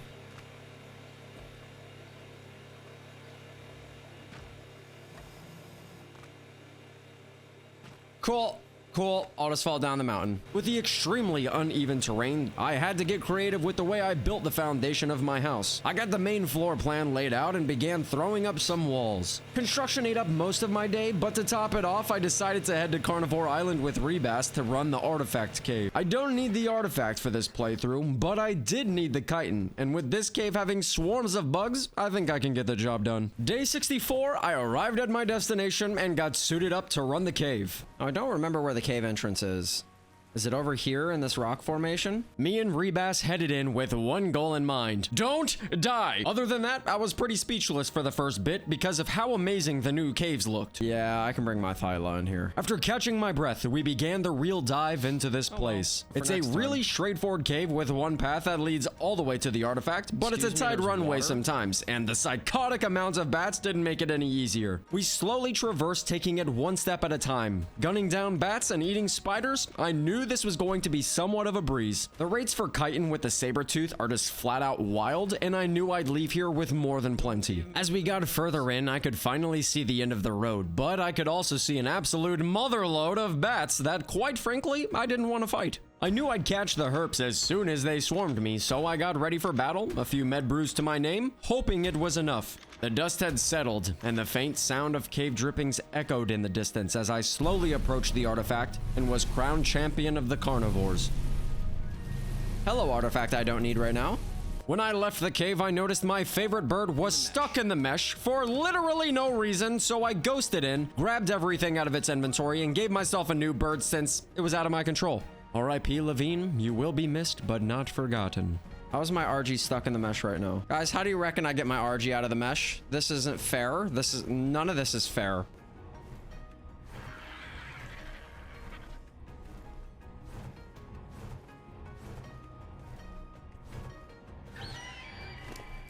Day 65, I returned to my base to get started on cementing paste. The whole reason for all of this, which I'll quickly remind you, is for the polymer, since it's so hard to come by on this map. So damn it, man, I gotta head back to the volcano for more obsidian. I brought R.I.P. Levine and Drogo over to do so, and we farmed our little hearts out for a little while. Let's go, Sabertooth, come on, I see you. All right, I can gather a little bit more before having to go home. All right, that should be enough. Let's go home. When I got back, I used all of my precious materials to make polymers so I could in turn make canteens. All of this BS for canteens, man! Okay, now I should be able to make some canteens. Let's see. 1, 2, 3. That should be good. After satisfying my thirst, I figured I would get on with something that I dreaded. To get Giga Hearts not only meant I'd have to fight a Giga, which is scary enough as it is, but I'd also have to drag Rexes across the entire map to find one. I don't know if you know, but the AI for dinos is really, really stupid, so this was mentally exhausting to put it lightly. They're all actually staying fairly close. I wonder if they fixed the whole follow system from ARK, like the OG ARK, because this is going a lot better than I thought already. I'm already out of stamina, boys, so you guys are gonna have to wait. I grabbed my small Giga team and began the trek to the volcano, which would bring us into the following morning. To be fair, this is probably one of the hardest areas to travel through, but still, fix yourselves. Honestly, if I was that Giga up there, I would poop myself if I saw this coming after me. Day 66, I continued my journey, but shortly after the sun rose, I found the path that led to the top. I'm missing a Rex. Who do you think it is? And so it begins. It took half the day just to get these idiotic Rexes to the top because they found it necessary to suicide jump off the path every 2 seconds. The nail in the coffin for me, though, was getting all the way to the mouth to find out that the Giga was stuck in the mesh and couldn't attack me. I could have just come up here with my RG and gunned him down easily. After pumping the Giga full of lead, I put him out of his misery and grabbed hold of my very first heart. One more! There it is. Giga Heart. I got the damn Giga Heart. Getting the Rexes back down the mountain was a lot easier than going up, but now we have to begin journey number 2, which involved traveling all the way east to the ruins where I found the blue Giga earlier in this video. All I'm gonna say to finish off the day is there's way too many damn trees in this game. Day 67, my back was aching and I was famished as we've spent almost 12 hours walking through the woods. We eventually reached the East Mountain and began searching far and wide for this monster of a creature. This went on for what seemed like an eternity. We circled the entire mountain and even checked the nearest beach, but no Giga. Well, and So we backtracked because I saw a few trees being felled, and that's when we spotted a Giganotosaurus. The only catch this time is we had to actually fight it, meaning there's a chance that it could go south. There we go, there's 3. Where's the 4th? Y'all, there's a Giga. He's coming. He's coming. He charged us with malice and bloodlust, but I can't stand down. It's do or die, and I'm not dying today, brother. The fight was gruesome, and I knew my Rexes were in trouble, so I joined in on the action, trying to get as much damage in as possible before he laid waste to my squad. Push him into the woods. I don't care what you do, but you better kill him. Oh my god, get off me! Are you kidding me? You're leaving 2 Rexes to fight. I don't know what's happening right now, but we better kill this.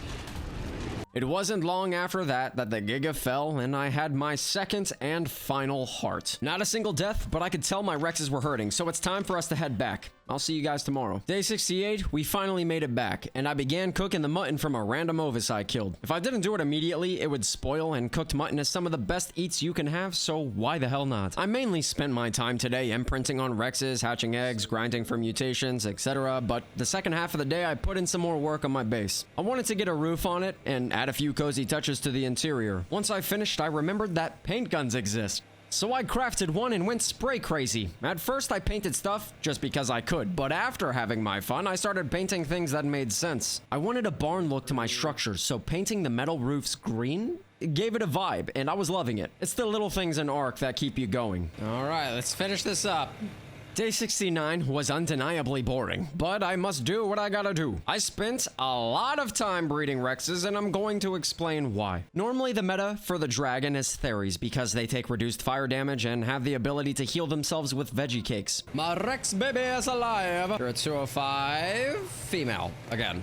Damn it, and you have bad health. But seeing as I haven't found any over level 80 since I started this game, I went with Rexes instead. Alright, so I gotta finish these walls. Rexes have more versatility when it comes to other bosses, and in most cases are the superior creature. But when it comes to the dragon, they aren't. The dragon does increase damage to carnivores, so I need to make sure my Rexes have above average stats before taking them into battle. Blah blah, whatever, but what I will say is that day 69 somehow always turns out to be the best day, and this time was no different. As I'm breeding my Rexes, doing my thing, I noticed a random baby Rex that must have hatched when I wasn't paying attention had a melee mutation on top of the melee stat boost from breeding, meaning this was going to allow me to create a high DPS team.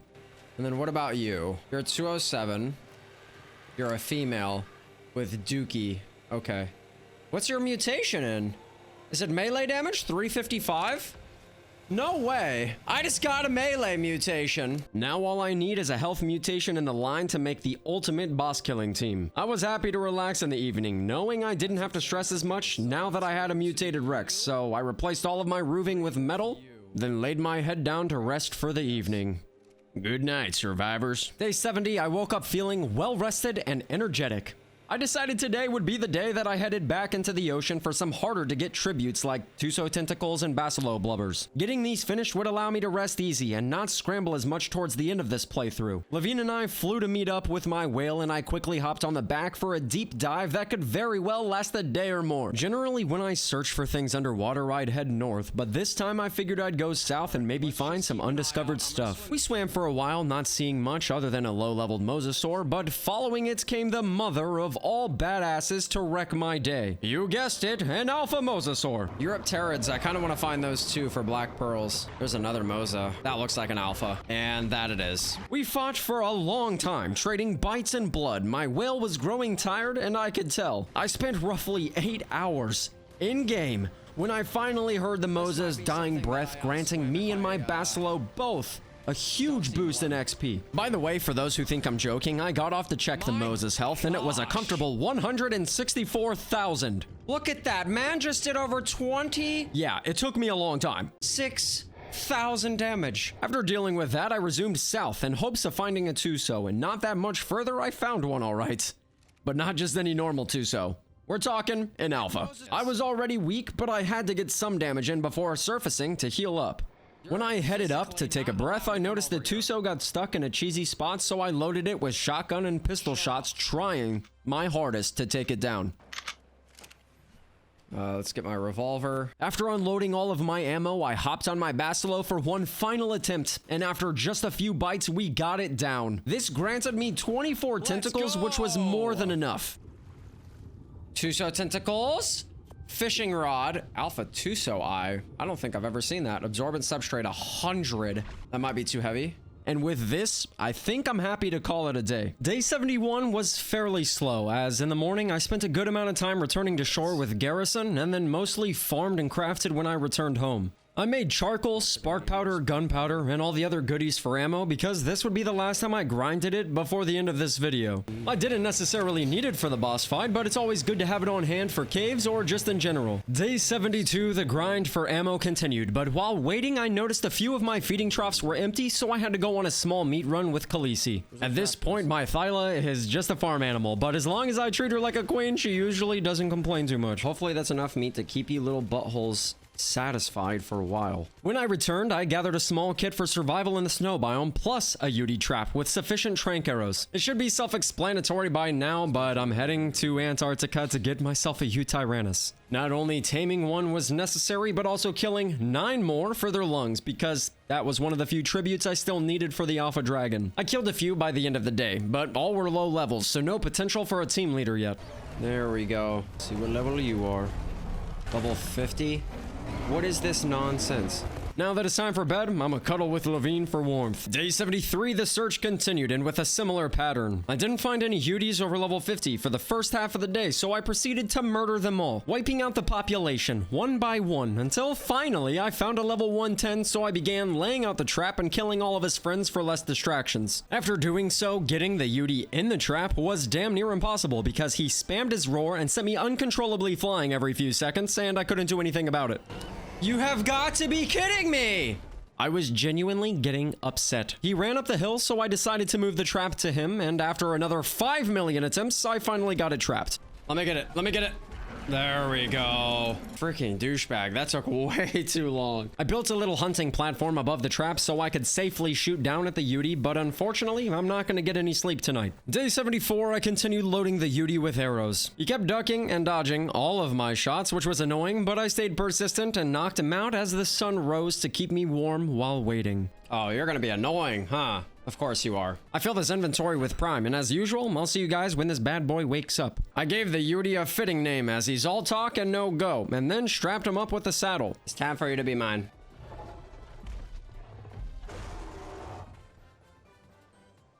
We gotta walk home now, which isn't going to be fun, but at least I've got Levine to keep us company on the journey. We didn't arrive back at camp until super late, so I decided to chill on the porch and just call it a day. Day 75, I had a large hatching for Stannis to kill since I needed to level him. I wanted at least 25,000 health and 3,000 stamina before feeling comfortable to fight the dragon. After a few waves of babies, he was almost there, so I changed directions and decided to go get a stego. Berry gathering with a parasaur is strictly made for early game, but once you get this far, it's not really viable anymore with the slow gathering and low rates. I went down to the river and began knocking out the first one I saw. There we go. Good night, buddy. Sleep tight. When it comes to berries, there's a few that I need a lot of. Narco berries for narcotics, tento berries for med brews, and stem berries for the Phiomia. When he awoke, I named him Juniper and immediately farmed every bush in my area, which gave me over triple what the para could have ever gathered. Plus, the stego reduces the weight of berries in its inventory, so straight up, it's better all around. I spent the rest of the day making med brews in my cooking pot because, for the dragon, I'd absolutely need them. Day 76, I killed baby Rexes all day. No, I'm not joking. No, this isn't a drill. Dead babies and a lot of XP. I wanted to really start dialing in my boss team, so I got my UD leveled to where I wanted and then began naming my boss team A1 through A20 so I'd know who to bring when the time comes. I killed babies with 1 through 3 and fully leveled them. The stats I wanted for the Alpha Dragon was anything over 40,000 health and anything over 650 melee. Higher melee would be great and all, but I really don't have the time nor the babies to get there. Day 77, I walked outside after having bacon in Prime for breakfast and realized that my property is an absolute mess. There's Rexes everywhere, dead babies, unhatched babies, and I couldn't handle it for another second. So I piled together every bit of resources I had left to my name and crafted a gigantic breeding room for Rexes. Well, I guess in your time I didn't craft it yet. Well, we'll get there. It would help me keep organized and also get this stuff out of my way, so let the building commence.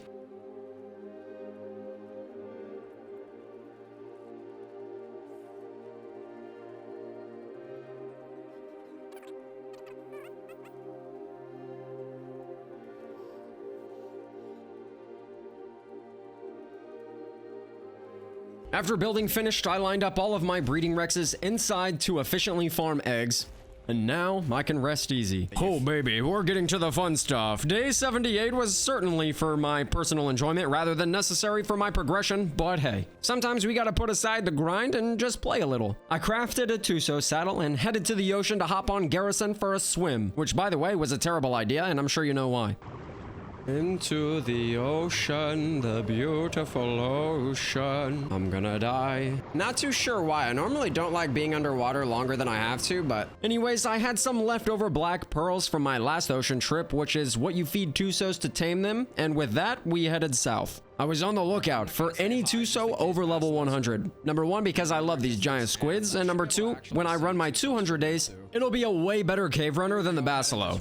We were about 3,000 meters out to sea when I finally came across a level 135 that I knew I wanted to get. The only issue is Tusos can't grab Basilos, meaning I had to go all the way back home to hop on my Sarco.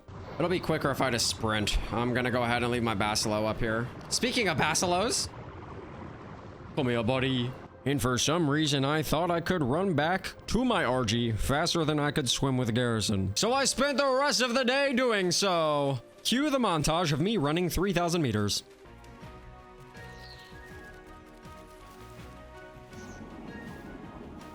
It might have actually been faster to just come over here with my damn Basilo. Day 79, I picked up Resurrect and headed back out to sea. When I reached the area where the squid was, he was glitched or just had no interest in me, but it wasn't attacking me or trying to grab me for some reason. After provoking it with bites and curse words, it finally caved and picked up my Sarco, going for the kill. I'm not trying to kill you. I want you to try to kill me.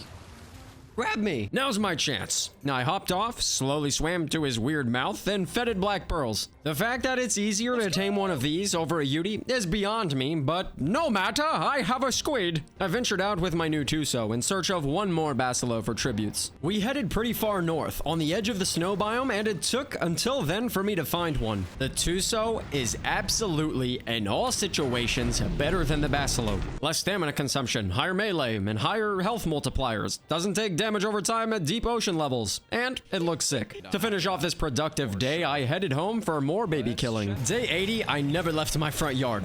Early in the day, I did a massive egg hatching with babies I wanted to keep for my team. I got Alpha 1 through 13 done already, plus my 2 breeders and Regirus puts me at 17 total dinos. Follow me! I only need 3 more before I can safely fight the boss, but that's not to mention leveling the remaining 13 Rexes. A lot goes into these playthroughs and prepping for the alpha bosses, but when you see your screen light up with blue unlocked techgrams, it makes the whole journey worth it. Towards the end of the day, I wasn't expecting anything to be different from previous days, but I was happily mistaken. I did another 7 egg hatch when I noticed one of the Rexes were glowing blue, which wasn't in my current line.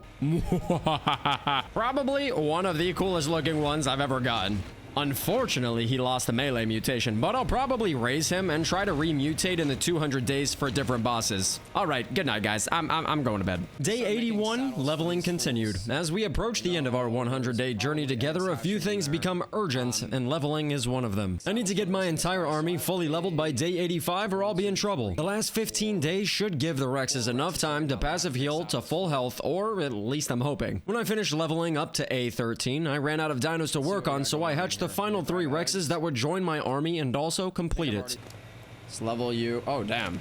Day 82, I jumped out of bed, threw on my flak, and decided I'm going to try and make as many Ascendant Rex saddles as possible. I still have that 80 armor blueprint, but it's expensive. I've only made 1 so far, but I think by day 90 I can at least craft a few, and I shifted my attention to doing so. I farmed metal with my Anki, which luckily decided to respawn all around my base 18 days before we finish. Alright, that's not exactly 40,000 metal, but it's a good start. If I wanted to make 19 saddles, I'd need a little over 40,000 raw metal, which I just don't have the time for. While metal was smelting, I imprinted on my final 3 babies and then noticed a few eggs in my breeding room that were unintentionally hatched. I ran in to gather the remaining eggs when I saw a magenta mutated Rex. After this, I have 3 more Rexes to level, then I can just straight up focus on only making these saddles. What are the chances I got cotton candy colored Rexes that I can breed in the future to make some cool colors? Pretty low. To finish things off, I continued leveling Rexes and I got 1 saddle crafted. Yes, I farmed all day and got 1 saddle in return. That's enough for the next one. Now it's just more hide and fiber. Day 83, I could finally rest knowing no more babies had to die. That's right! I finished leveling my team and once they heal up, it's go time. I have no more army prep to do and they're ready to go. With that out of the way, I wanted to really focus on making as many saddles as possible, so I made an efficient metal run in the redwoods and spent all day doing so. Look at all of my beautiful Rexes! Now that metal is complete and with nightfall upon us, it's time to start farming the next requirement, which is hide. All right, let's see how much hide I'm at right now. 9,000. Okay, so I'm getting pretty far actually. This is a lot quicker than metal farming. Khaleesi told me she's been cooped up at base for too long and she wanted to kill some stuff. So for the next few hours, I let her go on a murdering spree.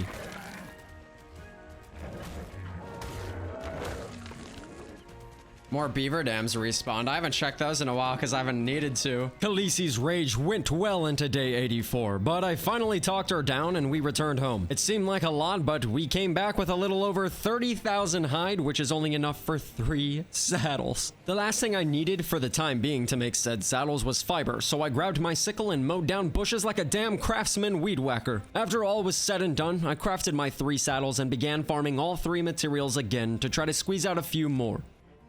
Well, I've officially already run out of hide. Metal's not even the issue. As it's already halfway through day 84, I don't think I have enough time to make all of these. Even if I can only make 5 saddles, I guess that's better than nothing, and that gives me a little bit better chances, better odds on killing the dragon. By the end of the day, I was mentally and physically exhausted, but I had a total of 6 saddles crafted, and that's it. I can't do this anymore. I'll go crazy. Hopefully in me doing this, I'll have a little bit more survivability against the dragon, but damn, I'm so done. Day 85, I decided to have some casual fun and finish the Dino pen. It needed a roof, and looking at it disgusted me at the moment, so it's time we get this done. Normally, I'd throw square ceilings on top and call it a day, but not now. You know, I told myself at the beginning of this playthrough that I would focus on trying to better my building skills, and to be honest with you guys, I think I've done great so far testing myself. Okay, still need a good amount of metal walls, but the Dino pen is kind of almost done. I threw up some basic walls, but the roof is what got most of my attention. I used fancy corner roofs along with regular ones to make a nice looking building when all was finished. I left the face of it open so I could fly my RG in to grab my farming dinos. That is how you do it. Sweet. Okay. After completing the pin, I kitted up and started my next task, which was gathering the final bit of tributes for the boss. I think once I get the remaining tributes, I'm gonna go ahead and go supply crate hunting for about a full day. Maybe even longer if I don't get what I want. I want helmets. I want to rack up helmets. I still need a chest piece to go with this set. My chest piece is the basic flak. And then maybe we'll even find some other good stuff that I can use. Day 86, I found my way to the snow biome and easily killed the last Yudi I needed for its lungs. All right, we can start looking around. Let's search for Rexes, Aloes, and Yudis. I hear a Yudi. Where you at, brother? Let's make this easy. There you are.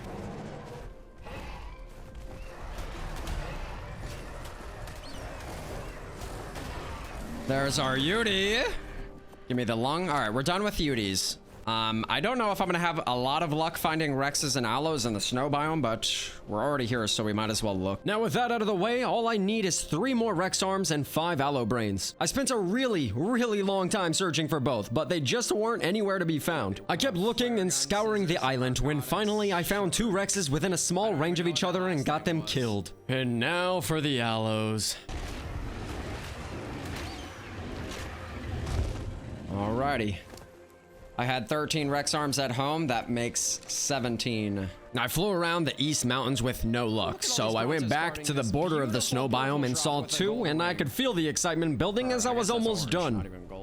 After killing both, I saw a cute little watering hole that made me wish I built there, but there's no time for sulking. I need to find 3 more Aloes. Oh, there's some Aloes. Hell yes, man. I need to find 3 more. And a pack pack of 3 aloes. Funny enough, though, right around the corner was the final 3, so I snatched their brains and decided to loot hunt for the rest of the day. Well, I'm gonna get it anyways. Well, that wasn't worth it. After Jack sparrowing the island's treasures, I soared back home to stash all of my goodies. I wonder how these Rexes are healing up. I still see blood, but I found 2 artifact pedestals, which I thought would make a great addition to my secret room balcony, so I laid them out and got one of my extra artifacts put in. But this means I'm missing 1. So you already know I have to run another cave for the sole purpose of getting more decorations. But we'll get to that. For now, I had to forge up some grappling hooks and put together a small pack for caving. This time, I'd complete the lava cave instead of running out like a coward, and I needed to make sure I was over-prepared for this outcome. I hopped on Levine, grabbed Rebas, and started the flight over to the hellish cave. We arrived and headed in, but this time, I promise you I wasn't scared. All right, ready up the shotgun. I am gonna overheat. I'll lose health over time. That's what I have med brews for. Luckily, I wasn't overheating too bad. With my health dropping by 1 every few seconds, I had plenty of time. I began fighting my way through the cave with my shotgun and Rebas's brute bite force, and without a doubt, nothing in this cave stood a chance. Let's go, it's time. Oh my gosh. Oh my gosh. Oh my gosh.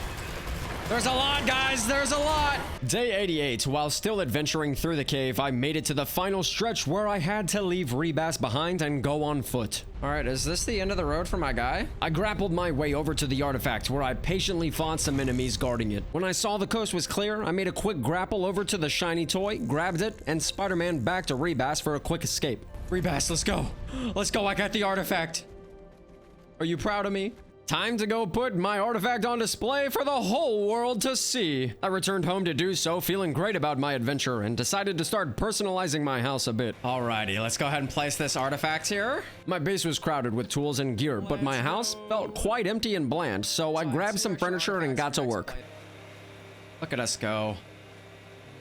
I wish there was gun racks in this game where you could like hang up long neck rifles. I think that would be a super crazy addition. I added tables, decorations, trophy mounts, and an alpha head, a bunk bed. Yeah, you see where this is going. I even finished the back wall that I swore I'd never do. When I saw my downstairs area fit, I also constructed a loft area upstairs where I could come up with ideas and plan out my expeditions. Y'all want a house tour? Okay, one moment.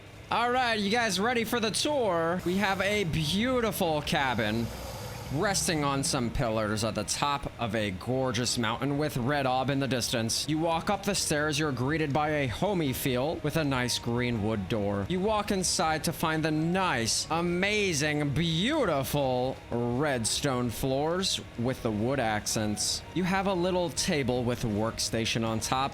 Make your salsa, make your guacamole. I don't care what it is, as long as I can have some. We got a nice water tank for decoration. Some trophies, some trophy mounts, I should say, so you could put up your trophies, because if you live here, you're obviously a hunter. We have the nicest LED lighting in all of this city. Don't mind that bag. There must have been a drug deal here earlier. You have 6 preserving bins in case you want to make jerky with all of that meat you went hunting for, along with a nice fireplace. Rest here at night. I don't care what you do. You can get romantic in front of the fireplace as long as I make a paycheck. This is my favorite part of the entire house. The desk overlooking the entire jungle. You also have a really nice lamp right here that you can turn on or off depending on whether you want to go to bed or stay up and write stories. Here is the main bedroom of the house. We have 2 twin-size beds along with the bunk bed. Then we go up the stairs for an unfurnished loft with a nice lamp. You could put a bed up here, a table, if you could find the snap point for it. But yes, this is the house. That'll be $5,647,300, not including any of the taxes. No, none of this other property comes with it. This is just the rental back there. Okay, we're done. Day 89 was a simple but productive day. The first half of it, I brought Stannis plus 5 fully healed Rexes to Red Ob. I kinda wanted to see how long the march would take and the definitive path that I'd use when it was time to bring the rest of my army. It was actually a really easy route, and the Rex AI wasn't too stupid this time around. After getting them laid out at Red Ob, I flew back home with Levine to begin a project that I most likely wouldn't finish until my 200 days. I never can seem to finish my bases or even care to, but this time I really wanted to change that. I took Woody and Weeble to their preferred materials and began farming a thick amount of wood and stone. I was going to attempt to finish the Dino breeding room and turn it into a castle. I started by crafting large stone walls, which saved a lot of time, and once I finished that, the real task begins. Day 90 was about trying to make the top look like a castle. I utilized the newly added quarter walls and ceilings to try and make that perfect look, and I think I'm on the right track. I added pillars and ceilings, continued on with what I felt was right, and as I took a step back, I could see it all coming together. But by the end of the day, I was extremely beat, and I couldn't farm another tree or build another wall, so I guess we'll come back to this. When building subsided, I crafted 2 war maps to give my house even more character. To be honest, I love the way my house looks, and I'm not ready to leave this place yet. Is that all the crystal in the house? Alright, 21 walls will have to do for now. I am tired though, so let's head to bed. Day 91, I awoke from a vivid dream. A dream where I tamed a Rhinognatha and soared to new heights. In the dream, I saw myself defeating the dragon and flying into the sunset with a rhino, but I wanted the dream to become a reality, so when I got out of bed, I got to work. I crafted the saddle and chose a sacrificial Rex, as sad as it is, but he knew he was going to be giving his life to a better cause. This saddle's not too expensive to make, I just need some polymer. Gosh, man, I'm starting to get nervous about these Rexes. Look at, like, we're only at 28,000 health. Also, why does it say you have a level up if you don't? Oh, that's the next Rex over. I grabbed a Rex from my original Giga team and headed out for the swamps. It didn't take long for me to find a male rhino, which I needed to kill for the pheromones. After retrieving it, I patiently scanned the area until I found a level 125 female, which is the only gender that can impregnate your dino, obviously. I popped the pheromones and started chipping away at her health, bite by bite, until I saw blood. Once the rhino's health gets to 10% or less, it'll stab your dino with its tail and give you a baby, which is exactly how this encounter went. I get it, you're angry. I don't want to kill it. Oh, it's getting bloody. Dude, I think it's right there. Come on, don't kill it. Just impregnate me, please. My Rex got pregnant, but because of my rates for breeding and raising babies, I was only given 3 minutes until birth, which wasn't enough time. Day 92, in the middle of a field, my Rex gave birth, but it killed him in the process. This sucks. I wasn't able to level this rhino at all. I guess it goes with your I don't know what that timer goes along with. Oh, God. I didn't get to mourn his death because I had a baby bug with me that needed protection, which I can't offer in the middle of a dangerous area. So I sprinted home with my dragonfly fish thing following me. When I returned, I started making ammo with the rest of my resources in my name, just in case for backup if the Rexes died during the dragon fight. After completing that, there was one final thing I had to finish before being satisfied with my playthrough. I needed to finish this damn dino breeding castle, and that means I have to farm a lot. The ones that were higher health, we're at 28,000 out of 40. I got straight to filling 2 storage boxes with wood, thatch, and stone before calling it a night. Day 93 was a blue-collar day. I put on my helmet, grabbed my overalls, and started finishing the castle. The entire day was devoted to this, and I wasn't going to stop this time until I finished the build. I farmed, placed walls, farmed, placed ceilings, farmed some more, rinse and repeat, for 24 hours, and it wasn't until the following morning that my castle came to life. Day 94, I woke up with an aching back and sore muscles, but that didn't stop me from continuing on. I noticed my rhino had fully matured, but before testing the waters, I gathered and repaired every bit of armor I thought might be necessary for the dragon fight. It may be overkill, but I'd rather be cautious and safe than reckless and dead. After doing so, I hopped on the back of Crab Cakes. No, that's not his name. And started playing around with the controls. We got the castle, we have my base of operations, my house in the back, the dino pin, everything's looking fantastic. He did decent damage and flew faster than my RG, but the only issue is I still have no clue how to make resin ammo for the shooting thingy ability, you know? After having my fun, I used what raw meat I had to start force feeding a few Rexes because I was stressed they'd not fully heal by the end of this. When my dinos were full, I ran to my war map for a few hours of strategic planning and then decided I'd start heading to the red obelisk with my Rexes to at least get the dreadful part out of the way. Day 95, the march continued, and by sunrise, I got all of my Rexes laid out at the obelisk. Well, most of them. All right, this is 9. If I can get unstuck from my own Rex. This shouldn't be a thing. Why, like, this is one of my biggest complaints about ARK Survival Ascended is this. That is the most frustrating thing ever. A few were lost along the way, and I left 11 at home on accident, so I got the few that were lost to the obelisk, and I'd bring 11 with me when I was ready to fight the boss. So 1, 2, 3, 4, 5, 6, 7, 8, 9, 16 total so far. There's how many down here?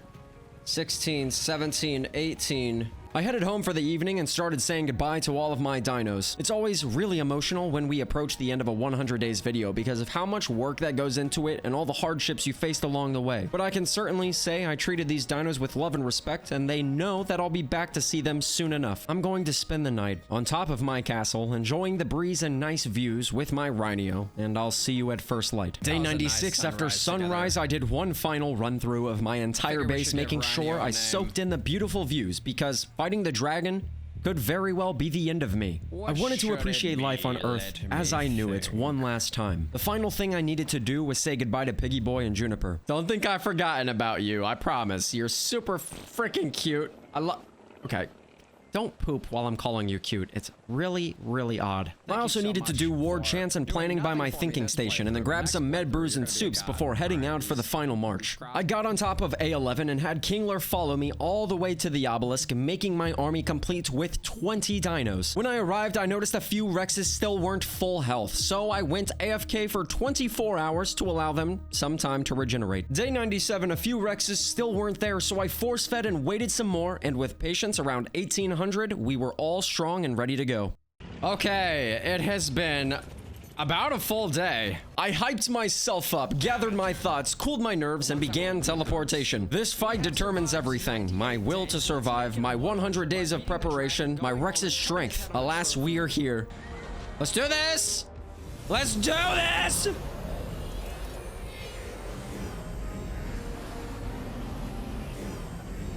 Seconds. Let's do this. Oh my lordy. Oh my lordy. Hold on, whistle neutral. Let's go, baby.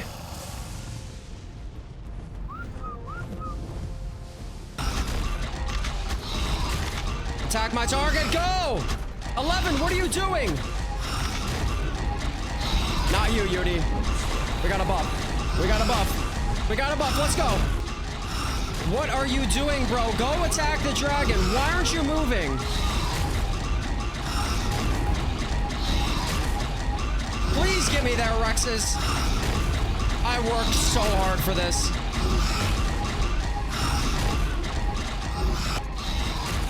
Stop, Beauty. Come on, guys. Please, guys, please. I believe in you. You have so much damage potential. Come on. I need to back up. I need to back up. They're trying so hard. I know those Rexes are about to die.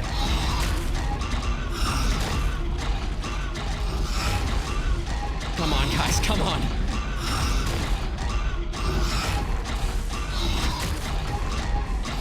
Ah, it's gonna be so close.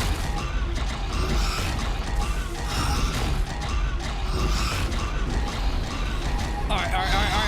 Roar. Come on, roar.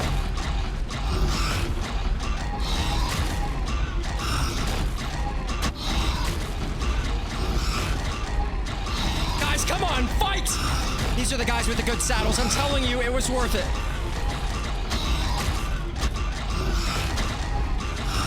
Please, please, please. Fight for me. Fight for me. I only have 2 more.